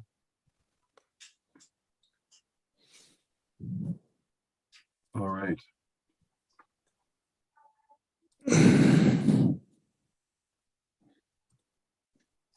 All right. I don't see anybody here, but that's because of my technical problems, I think. Oh, wait a second. Now there's Scott. See Scott, yep. See Scott. Do not see. And There's Ronnie. Mr. Norelden. Thank you, Mr. Norelden. You're muted, Ronnie, by the way, if that's just, Okay, so 137 Madison Road. We know what this is about. Vinny's been out there a couple of times, I think. It sounds like we have an agreement, Vinny. Is that right? Yes, just to bring the commission up to date, you had approved the, I think it was a notice of intent, and yes, and he was proposing a patio in the backyard within or about 35.5 feet away from the wetland in the back that's along a pond at where am I, 137 Madison. And he proposed to enlarge the patio. We had some discussions, and because he still had needed to do the impervious calculations because it's also in the groundwater district. So with all that coming to a head and the enlargement being a 30% or so enlargement of the proposed or of the approved plan, we had some discussion, and he's now proposing to do porous pavers. So it's going to be a larger area. It's not going to get any closer to the wetlands line. It was going to be 35.5 feet away, and it's still going to be at least 35.5 feet away. And it's going to be a porous paver situation. So the runoff now will go into the ground instead of running off along that steeper slope that's there. So it seemed like a good situation, but I wanted to make the commission aware of it and see if you needed if we thought it needed any project change, if it was a insignificant project change because it was an improvement, or whether it would be a revised amended order of conditions.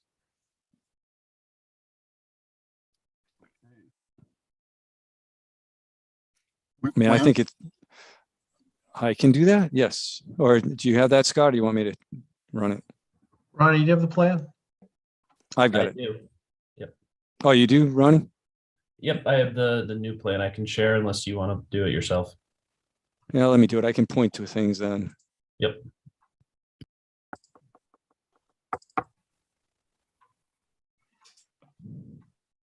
All right, there it is.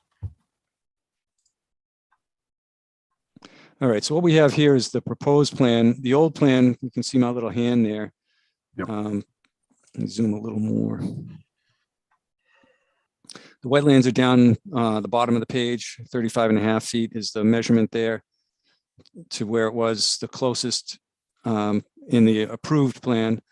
The approved plan had this patio being somewhere in the area of here, coming down around and up to the corner, and they're enlarging it into this area here, and then this area here. So there's 25 to 30% enlargement here, and in this area there. The wetlands move away from the away from the development or proposal. So he's holding even more than the 35.5 feet in that area. He currently has a patio out in this area here that is impervious. He's going to be replacing that with a porous patio. So we're actually going to have an improvement in infiltration capacity at the site. So that's why I thought it could be an insignificant change, and we just move ahead with the work, but we want to confirm with the commission. Question, comments from the commission. My opinion is it's insignificant change. I'd agree with that.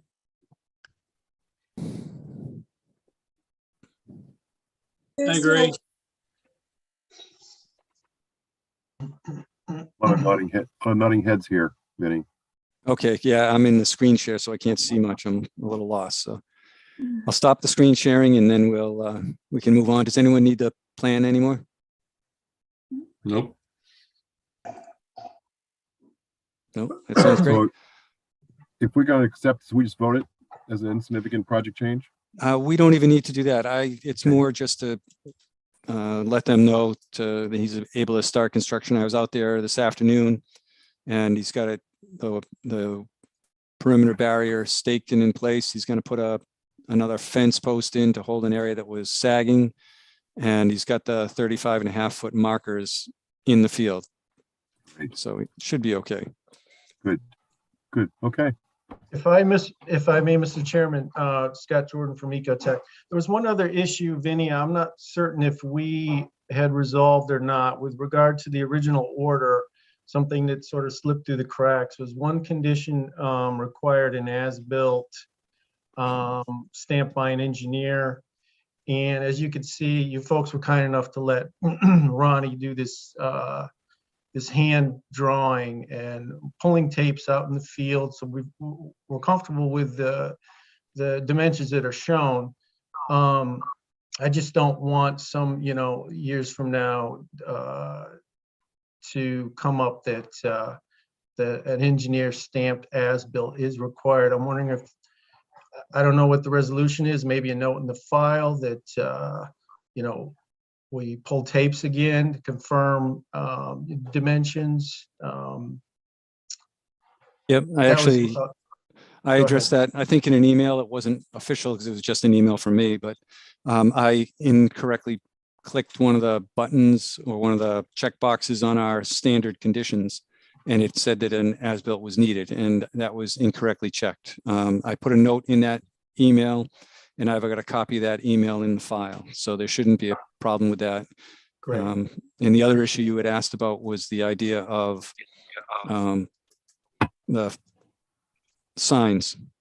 So we have the signs available. Yep. And we're Yep, gonna we're put two comfortable with on, that one for on sure, each yep. tree. Okay. So that should be fine as well. Sounds like you're good. Can I just quick comment? Sure can. Is the new plan can be at least submitted to the file as the as-built, since we're making a change from the original? Yeah, they've already submitted the that new plan, and I'll, Okay. if anything changes, as most all construction, you know better than anyone probably, Tom, is that stuff changes during construction. So that if there are any changes, we'll reflect it on the plan and have that as Ronnie can put together an as-built. Okay, perfect. And he's an engineer. He might be able to stamp it too. There you go. There you go. All right. Hey, Scott and Ryan, thanks for working with us on this, and good luck. Oh, thank you very much. Thank you, Vinny. I appreciate all the help. Yeah, you're Thank you, welcome. everyone. Enjoy that patio. Yeah. Thank you. Thank you. Okay.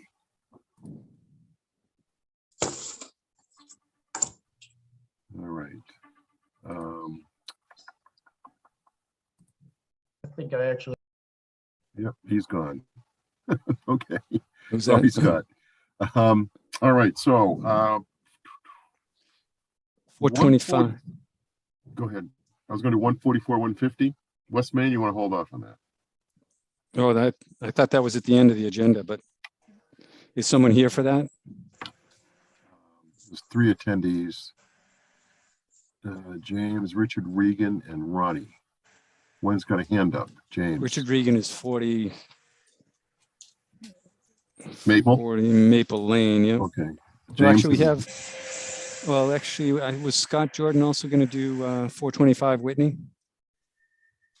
I've got a James coming in with his hand up. Okay. Should be any minute now.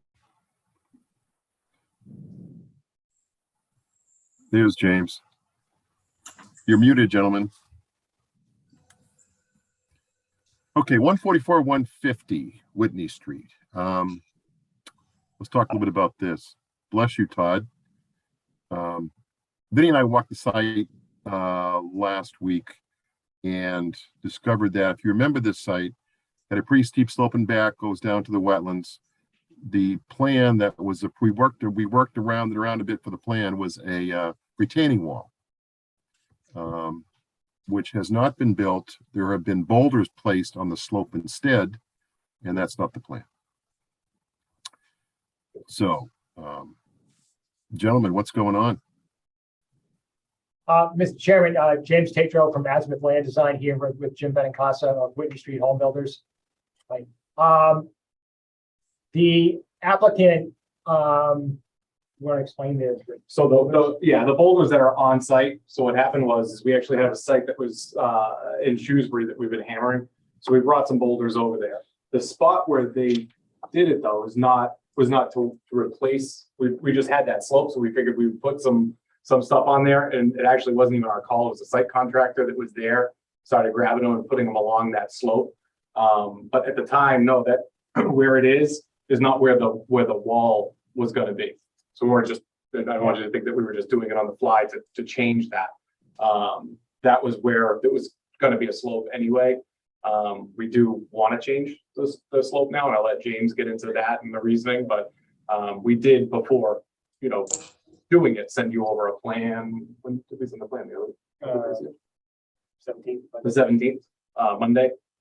But yeah, that was, you know, we could take those rocks out. It's not So- that. I'll just, so initially, our very first plan, when we filed the notice of intent, we had shown a one-to-one slope down, and the commission's response quickly was, we don't want a one-to-one slope.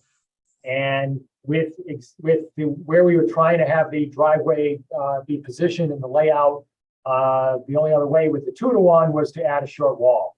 And since that time, we talked about it more, how was positioning the driveway in a certain spot relative to the house was causing us to have that wall. And the applicant said that they would much rather, and their future tenants would much rather not have a wall, and they would prefer to have the slope, and he would as well.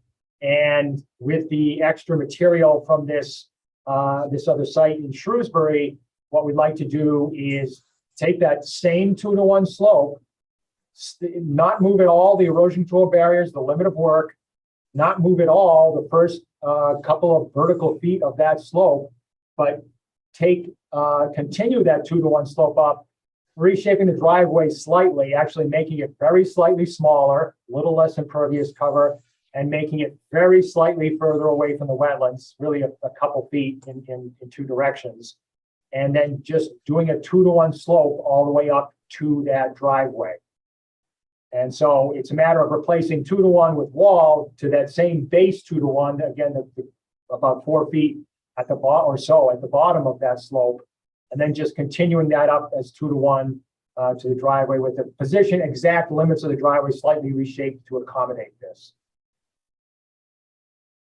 But it's no change to limit of work, no change to the house, no change to the infiltration. Again, very slight decrease in impervious surface on lot B 144. There's no change at all to the grading or impervious cover or its location on lot A number 150, street number 150. So it's really just a matter of if you're standing in the road, the right side of the driveway and the area beyond the end of the driveway, where we're just proposing to change the grading a bit to take out the need for that wall. What do you think, This is an informal discussion. It sounds like more than that to me, but. Well, what we're considering now is this change same as the last? Is it an insignificant change that can be accommodated with plan adjustments? Or is it something where we need an amended order of conditions, request for that? So that was my question going into this, so that the commission can decide whether it's more of a significant change or not. The issues, I think what James is explaining is true. His grading plan, which, unless he's adjusted it, showed the grading goes over the erosion control barrier that's shown, so he needs to pull stuff back. His 2-to-1 slope isn't going to work as well as he had hoped, without losing a little more on the top of the slope if you're still going to 2-to-1. So we're looking for revised plans for that, and also the idea of the thermal impacts of a rock wall as opposed to grass, and that's the commission's decision.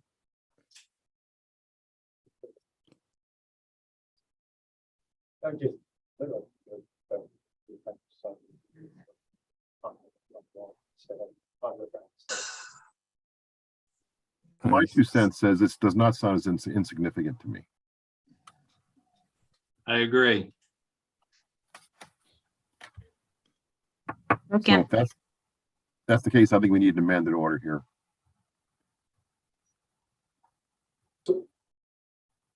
I think we're not. So we don't think it's not. It is significant. I think it's significant, yes.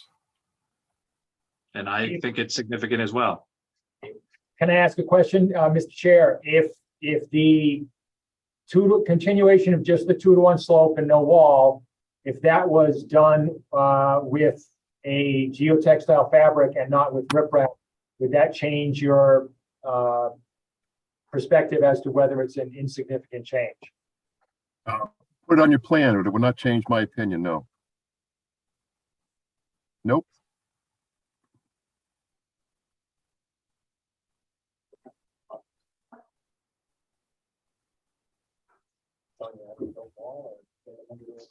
So even though, so we're not moving the wetland line, we're not going any closer, we're actually bringing it further away from the wetlands. There's a couple questions that have to be answered here. I just heard Vinny talk about some questions here. So I think we need to move ahead with a significant project change here. There was a wall. We approved a wall. There's no wall anymore. That's significant. Would the commission really rather have a wall long-term than? I didn't say what we prefer. I said whether it was, the issue was whether it's significant or insignificant. This is a change of grading where all the base of grading is not being proposed to change. All right. Well, actually, the toe of the slope is shown going into the perimeter barrier in a bunch of places along the back of 144. You get the line going over your barrier detail or your barrier line, the little hay bales. So that's something that needs to get addressed. That's not a big issue. That can be adjusted with a plan adjustment. But if we had more time to review a plan, that might work out. Sure. I just, Vin, I didn't change that. I didn't touch the 298, 300, or 302 contours, for instance, off the end of the driveway. I only went from there up. If it's not acceptable now, then I guess it wasn't all along, but Well, the reason it kind of comes to it's more visible because out in the field, the barrier has been pushed back and it's been filled in up to like along that barrier. You went out there and you shoveled off a little trough on the uphill side, but with the stone is still higher than the barrier, right up close to the wetland perimeter controls.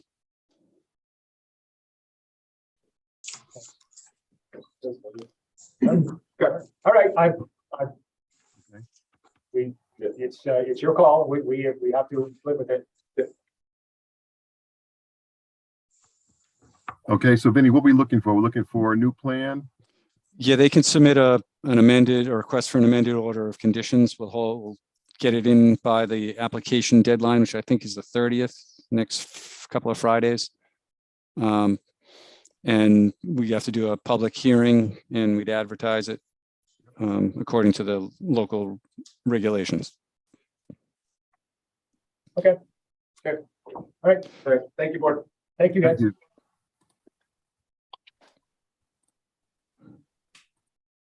Okay.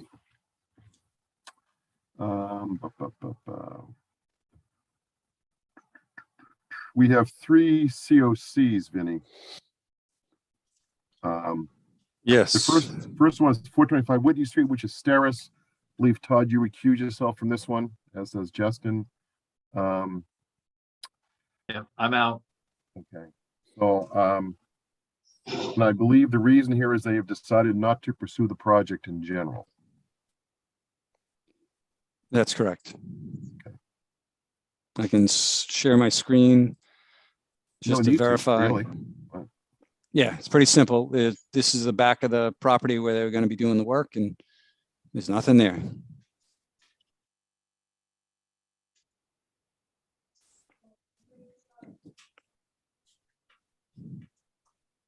So we need a motion for a certificate of compliance with 425 Whitney Street due to project being abandoned. So moved. Second. Jumped in there. Dan got the second. All right, roll call. Tom Beals. Yes. Dan Clark. Yes. Diane Goldner. Yes. Kelly Marston. Yes. And I vote yes. Good. 40 Maple Lane. Yes. Is that Richard Regan? Yes, it is. Okay. Mr. Regan, I'm going to bring you into the meeting.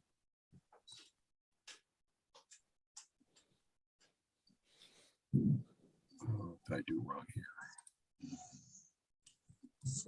Here we go. Okay, you should be coming in.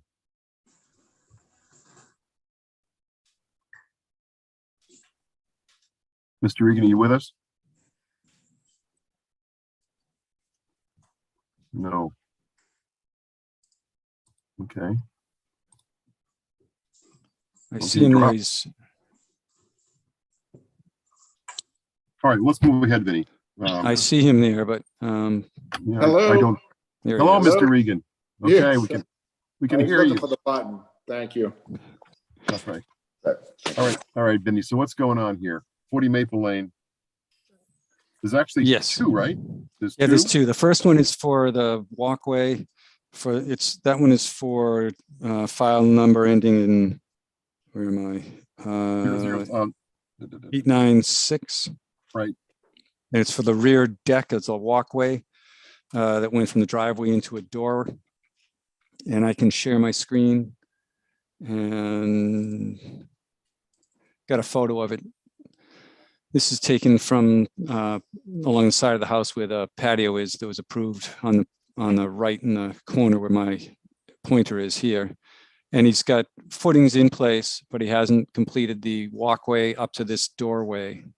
This is here, and the driveway is in the background there. This is all wetland. So he's requesting a certificate of compliance on this. It's kind of up to the commission. The work is not completed because the walkway is not done, but the risky work of putting the pilings in is done.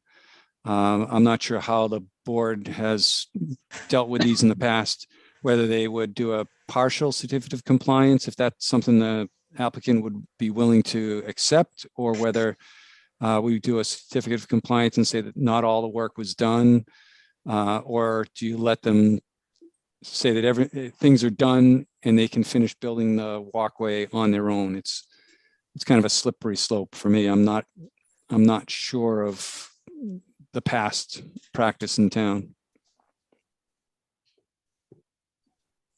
Not sure we have a past practice. Could we issue a certificate of compliance and put a note in it that says that they're prohibited from constructing the walkway? We can. Maybe we can ask Mr. Regan if what he would prefer. Is that something not that we would follow? Yeah, but I'm not just sure throwing how it out he's. there. I mean, we're not going to require him to build the walkway, right? So that doesn't make any sense. Well, that's what the order of conditions would do, is you finished all the work on described in the order. If he tells us it's not his intention to do it, then we could issue the certificate to clean up his title, but then he couldn't do the walkway anymore. Right, without filing Unless again. he came back with a new notice of intent. And Right. otherwise, I don't know how we'd sort of lose the regulatory control. Correct. There's no chance of him turning the walkway into a deck, is there? It was just a walkway. There's always a chance. Not this owner, but if a new buyer comes in.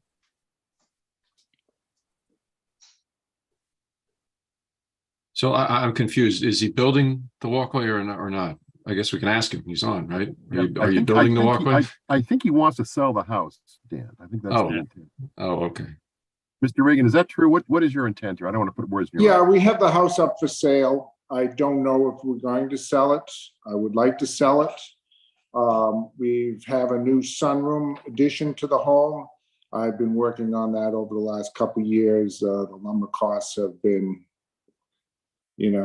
quite expensive. I had a choice to start in on the walk deck and divert money to that, and I held off. Miss McDonald was out there a while back for another issue at my home, and she saw that I had the footings in, and she mentioned at the time that I could go ahead and get this closed out. Because I'm selling the house, I thought that would be a good idea, because the new buyers would obviously want anything and everything closed out. I'm not quite sure what I am. I understand your concerns, but I'm not sure what I'm going to do with the deck. Maybe I'll come to an agreement with the new buyers, but, you know, I can't say that. I don't know exactly what's going to happen. I have no intention to do anything that's not on the building permit. I have a building permit for the deck. The deck will be inspected by the town for compliance. And I have a approved set of plans. So there's not any way that I'm going to be deviating from that. But like Vinny said, you never know what somebody's going to do. So Mr. Reagan, again, did you put these footings in yourself, Mr. Reagan? Yes. When did you do that? Wow. Several years ago. Yeah, this notice of intent or order of conditions was issued in 2006. I'm just wondering how it got issued in the first place, but that's not why we're here. So that's right. Okay. So again, somebody could do something. I understand what you're saying, but you know, that's out of all of our control. I do have a set of plans with I have a permit to build there, but the situation, I haven't finished building. And I understand your concerns, but again, I went through the process from the very beginning correctly. And Ms. McDonald suggested that I get this closed out. So I'm hoping tonight that will happen. The problem, as Todd said, is that if you get it closed out, you can't build the walkway without filing another notice of intent. Okay. Do you understand that? Yeah, I wasn't quite, I understand it now. I didn't anticipate that, but if that's what it is, that's what it is. I'll have to refile for another permit to build a walkway. It's not a huge project. But it's something I can't give you a timeline on when I'll be done with it. So I'd like to get it closed out. At the time, speaking with Ms. McDonald, she didn't mention that to me, but I understand these things happen, and she may have not been aware of that. So whatever the situation is, I'd like to get the footings. I will not be disturbing the ground any further. So if we could get that finalized. I'd obviously prefer to keep the permit and try to do it in the future, but if that's not an option, with the way things are done, I'm not familiar with the way things are done with the commission, then we'll do whatever is necessary. I'll have to close out the permit.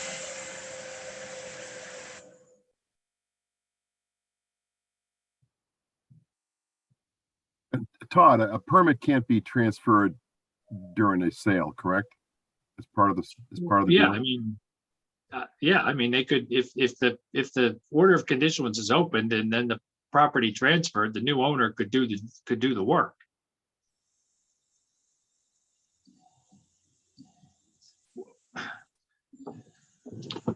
I think what's going on here is the gentleman wants to clear up his title so that he doesn't have a problem selling the house. So if he does that, then we just remove the ability to finish the walkway. If he wants to keep the permit open and have the right to build the walkway, well, then he doesn't get a certificate of compliance. So those are the two options.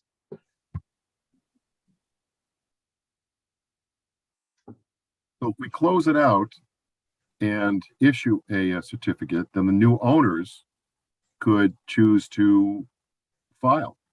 Yeah, they'd have to come back with a new order, a notice of intent. Okay. Interesting. Questions, comments from the commission? Yeah, that is interesting. So they would have to go through the commission again because they're building something there. It wouldn't just be a matter of the building department being involved. Everybody would have to get involved again. Yep. Because it's That's what- jurisdictional for us. Yeah. Because that's another thing with, speaking to Ms. McDonald, I didn't realize that would be, I thought that would be closing out the commission part of it and dealing with the building department of the actual structure, because I'm no longer touching the ground or the soil. It's no longer involved. I know I'm out back and I'm within the 35 feet now, but I didn't anticipate that. Right, pretty much anything you do on that lot outside, you're gonna need to deal with the Conservation Commission. Mhm. Or they, whoever the new owner is. Yep. So I guess it's up to you, Richard. Do you want to hold on to the notice of, the order of conditions, or do you want to get the certificate of compliance? Yeah, it's kind of a tough decision. And you don't have to make it today either. Yeah, I'm just trying to close everything out because I know if I do get a buyer, things are gonna try to maybe moving fast, and I've been trying for months now to get this going here. I've had some other things that I didn't even know about when I purchased the property that were open, and I've closed those out. Actually, there's one still open, a superseding condition. And I just didn't, I'm trying to avoid any problems with selling the property. But I guess I would prefer at this point just to close it out. Okay. And let the new owners, if they want to do something, they can do it. And if I end up keeping the house, I will reopen it. It's not that difficult.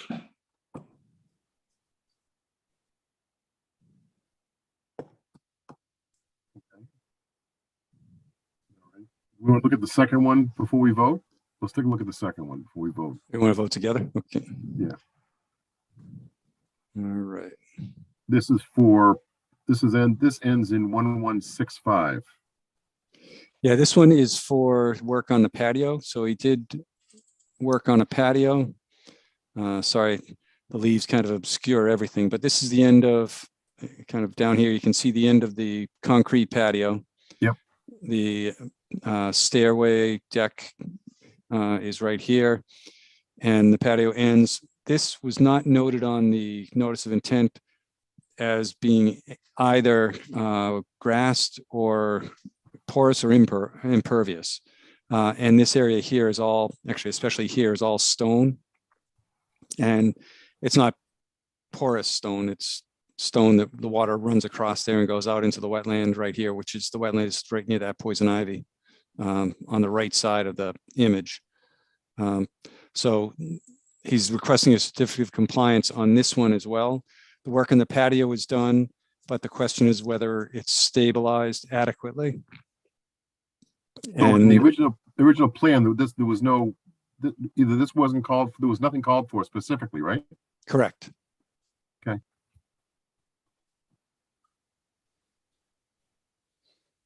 Is it okay to jump in? Sure. Yeah. Okay, what the photo doesn't show is that there's a very thick canopy above there. And it is, it's not conducive to getting grass in the area. It's always been, I've had a deck off the house, and I replaced the deck with a sunroom. And then the sunroom had a deck. And then I put the cement down there, kind of control things, because I have a mud issue down there, and it's, again, nothing grows down there because there's a big tree off to the left of that photo, and it just, no sunlight pretty much goes through there. We've tried in the area to grow grass previously, but it doesn't. And during construction, we put the 3/4 inch stone in there, and I've been working on the house for a few years, and I've never noticed any puddling with that 3/4 inch stone. The water doesn't run along the stone at all. When I get a heavy rain, it just goes right through the stone. It never goes through. And to the right of that photo, I have a wall. And And that's protecting the wetlands also. So we've had lots of heavy rains and the water just goes right through the stone, and it's been the best. I'm not going to be able to grow any grass or any plants. Now we have that stairway going down there with there's 2 levels of the deck. When you step off the sunroom, there's a 6-foot area, and then when you go down the stairs, there's another deck area, but it's not that big, but it's bigger. And you step off of that a few steps down, and then you step onto the cement. The cement was, again, to control I couldn't put grass there, and I didn't want to have crushed stone. So I put the pad there, and then I put crushed stone around it, again, because I can't grow grass. And that's the way it's always been since I moved into the home back in '06. As far as it was dirt back there, but it would be muddy, and there was actually a small above ground pool there. That was removed. And now the tree is bigger now, and it's getting bigger every year, and it's spreading its branches out, and it's just not allowing anything to grow there. So I kind of don't agree about the stone. I think it's actually a very good filter. And there's no other water avenues coming into that area of the property other than rain. And it's like I don't have anything coming off the road or anything affecting it. I have that barrier wall to the right, which was discussed back in October 18th, 2021. So I think it's pretty good filtration. Was hoping that we could get this cleared up tonight. Yeah, it might be. It's something that the issue is more, is it whether it was supposed to be, and it's not clear on the plan. So I don't know that there's a commitment, the requirement that we could have him do anything, but just so the commission's aware, he is within the 15 feet even of the wetland. And at the end of that wall, there is a little scouring area, but it's not anything really significant. It's just where the water flows. It's not an erosive problem, and there's not a big drainage area going to it. So we just, probably best just to close this out.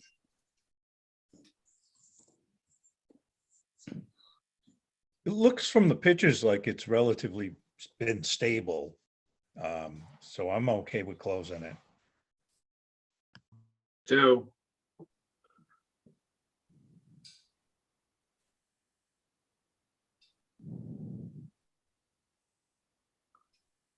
What about the rear deck piece, the footings piece? Did Mr.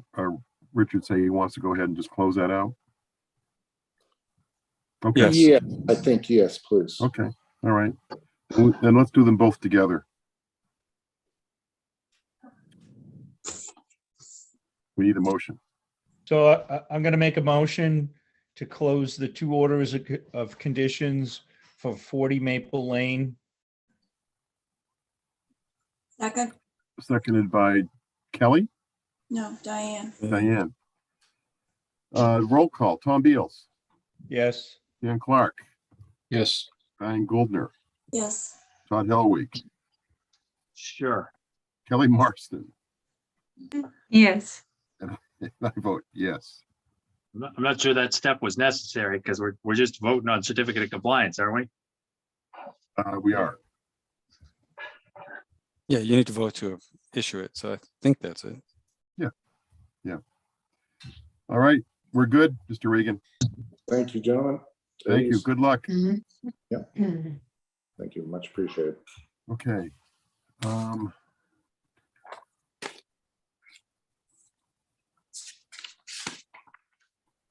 Moving along.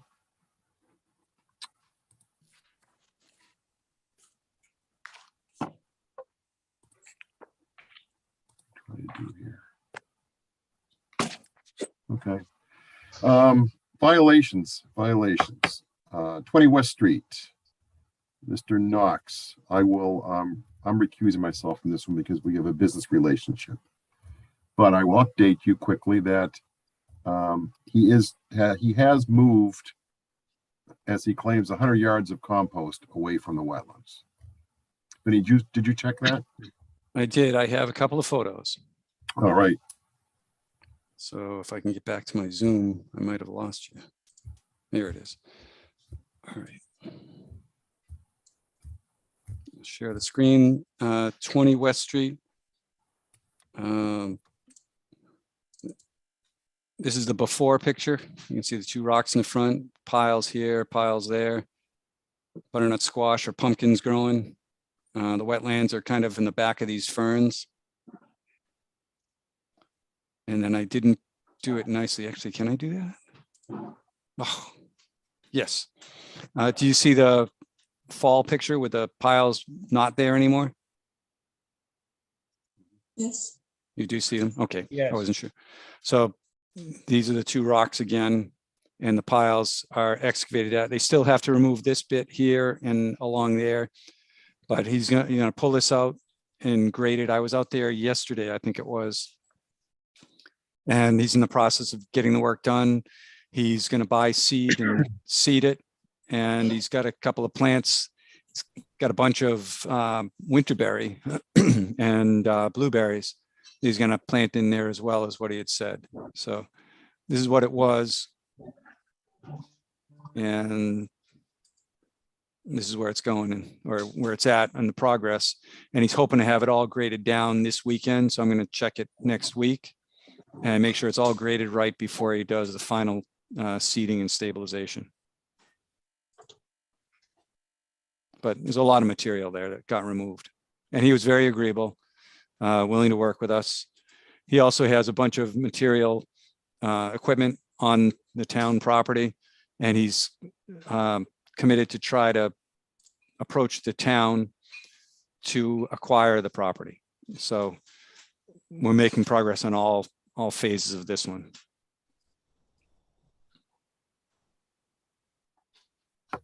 So it's just an update for the commission if anyone has any questions. Yep.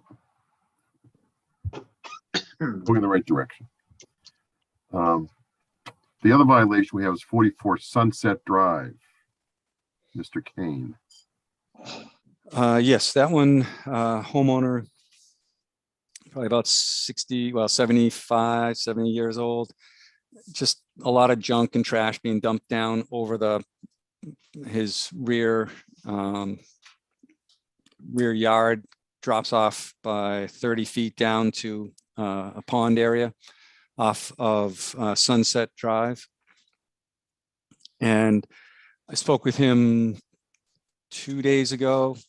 He said he's going to have his landscaper, and I issued a violation notice to him. He came into the office today and gave me the number for his landscaper, who is going to go out there in the next week and pull everything out of the wetlands, everything that's not natural, and pull it out and stabilize it. And they said to go out around Halloween or thereabouts and check to make sure everything's what they want. So that seems like that's making progress too, hopefully. Good. Good. Okay. Correspondence. DPW doing some sewer maintenance. Yes, they did sewer maintenance. I did a review of the job plans, design plans, and it's pretty slick. They've got some equipment that goes in and does maintenance on the sewers by going into the manholes and relining the pipes, relining or like drilling through the manholes and injecting epoxies on the outside of it without digging out the manholes. So all the work in this area, even though it's going through existing easements right near wetlands, is all done from within the pipe and not going to alter any of the wetlands. So the DPW is doing a real nice job, and they're going to be monitoring this one. And I issued them an administrative approval, just saying that I had reviewed it and it appears that it complies with those minor exempt project standards. But I wanted to keep the board aware of that. Now, if anyone has questions, actually I have a plan if you wanted to see where it is. It's off 240 Hudson, all the way up to Colburn is where most of the work is occurring. But it matters how much detail you want. I can give it to you if you like.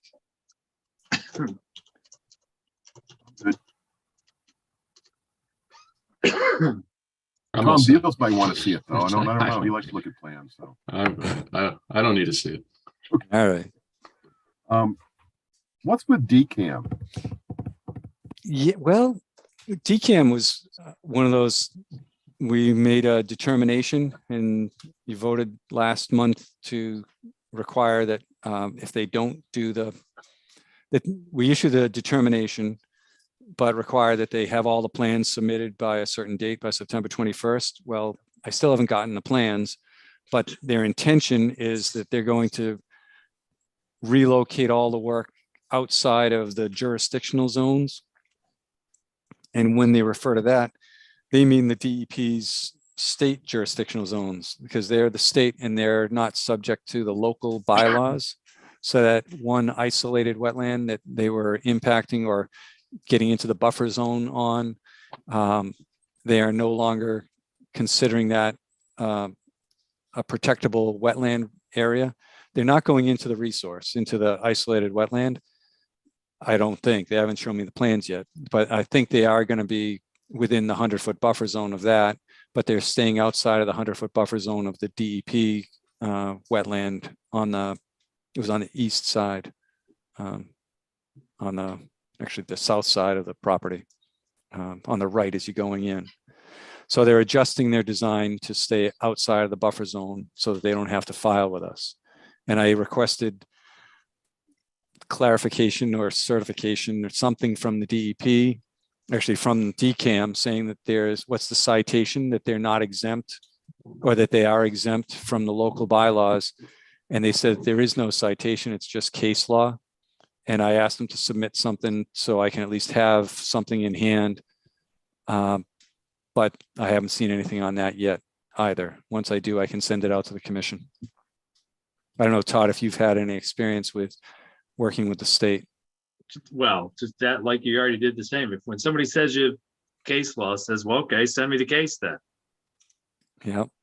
So just from my own professional experience, DCR takes the same position, that we're exempt from local bylaws. And I've asked for clarification, and I got from DCR legal says we're exempt. So, but we take the same stance in our agency that DCAM is taking. I don't know if that doesn't give you any concrete written, but it is consistent.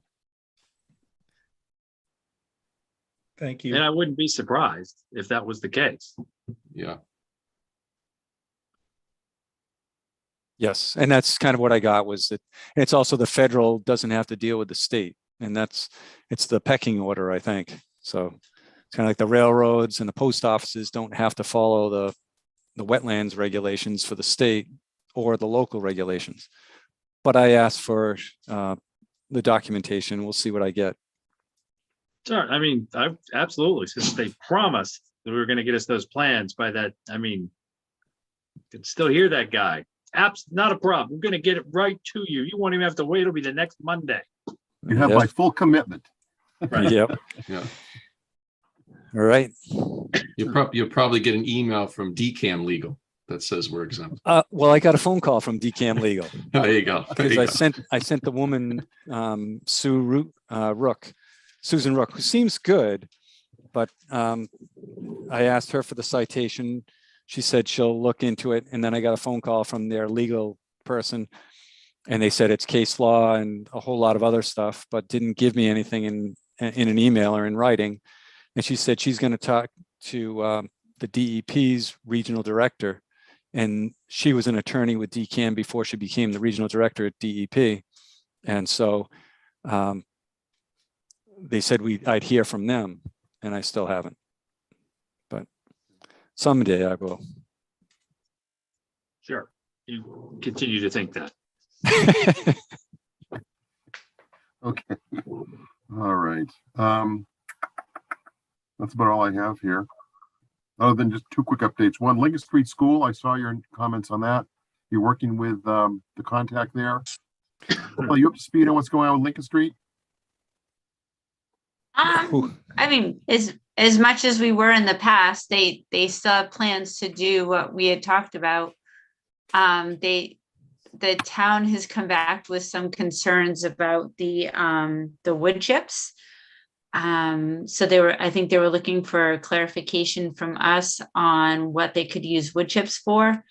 I know that the big old tree stump has been, or not stump, the tree section has been cut down for the outdoor classroom, to be used as little seats, but that's all I have.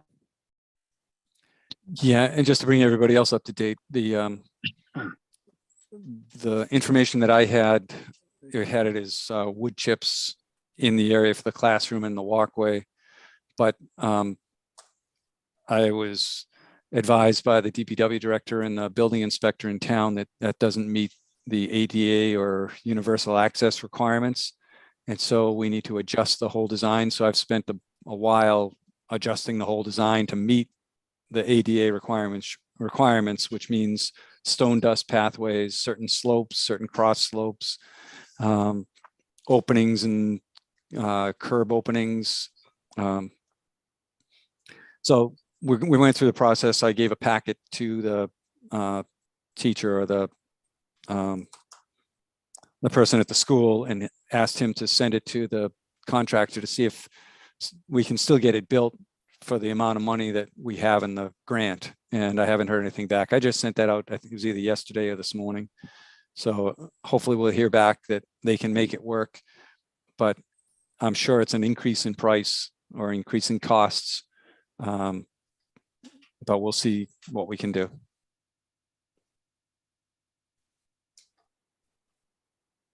Anybody else have anything you want to bring up? Anybody Anything you want to bring up? remember Sorry, go ahead. Berlin Landing Realty Trust? What? Berlin Landing Realty Trust. I saw this the other day, and there's a case that from Northborough that's going to be heard by the Supreme Judicial Court and it has to do with a daycare center and a setback, and it's going to make make a pretty significant change to the law. And I was just trying to remember, this isn't the thing over the floating daycare center over on Barefoot Road, is it? I believe it is. Maybe not. It's something in town, but I couldn't remember if there's wetlands involved, but I couldn't remember the name didn't sound familiar to me. Yeah, I'm not familiar. Barefoot Road, actually, you guys approved a revised or another insignificant change because they moved the building away from the wetlands and relocated over to the other side. So that was a good thing. And they changed, there was no longer going to be a daycare center, it's going to be a group home, I think. Group home, right. That's right. All right, that's it. Anybody else have anything, any jewels they want to bring up? What's going on in your neck of the woods? At some point, I know that it's been busy, but we still have to come back around to Edmund Hill Woods Trees, yes. trees. Mm-hmm.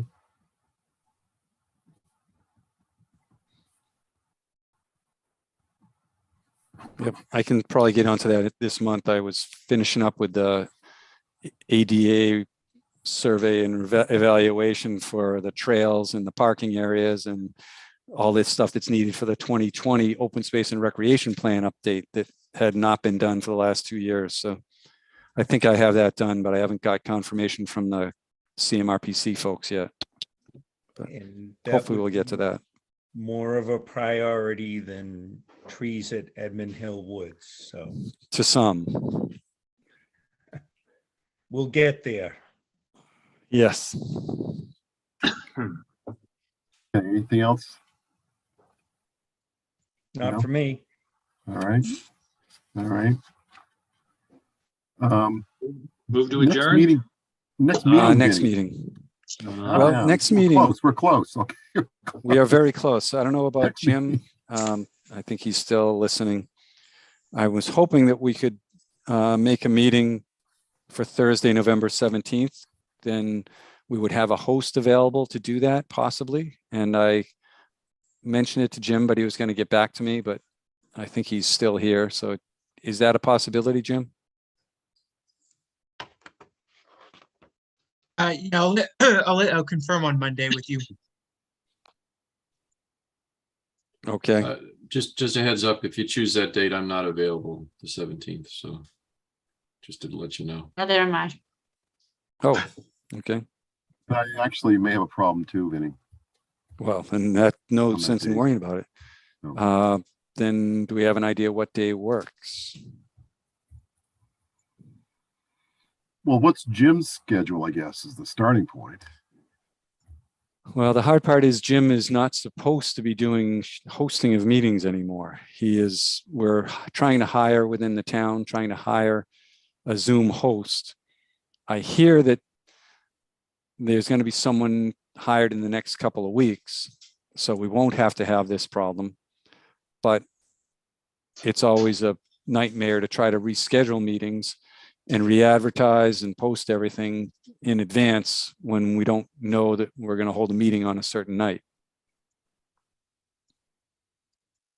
Because the meeting that is currently on the schedule is for Monday, the 14th? Yeah. So we can either, if are people available for that night? Yeah. Yeah, that's fine. Okay. Because we could also do it in person. I'm gone from the 11th to 20th, so I'm out that whole week.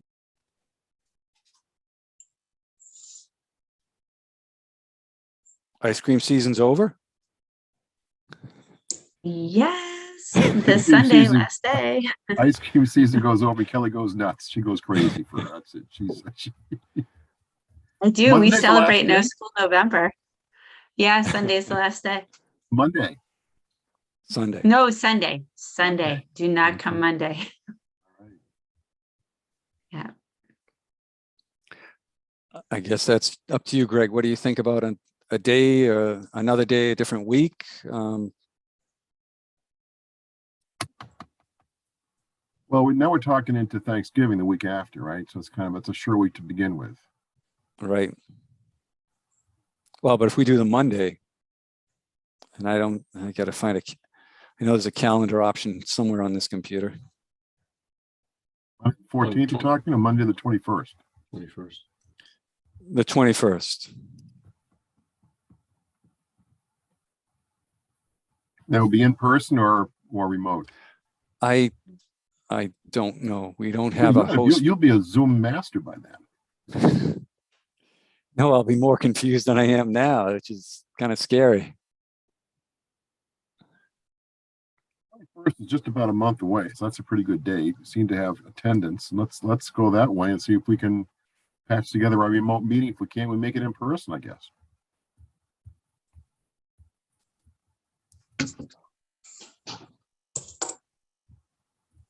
It's okay with me, I think. 21st works for me. Fine. All right by me. Vinny, is anybody meeting in person in town? No, even I've got an open space meeting on Monday that's going to be a Zoom meeting. I noticed John tried to get it in person and it apparently didn't work. So right. Yeah. Didn't have a lot of takers, I'm guessing. None, I don't think. Do we want to pursue the Zoom meeting for that date? For the 21st or yeah, November 21st? Yes. Yes. I'll ask around again. It's always a good reason to bark up the tree and say, well, the commission met last night, schedule something for Monday, the 21st. Are we going to have a host for that? And I'll ask and see what they say.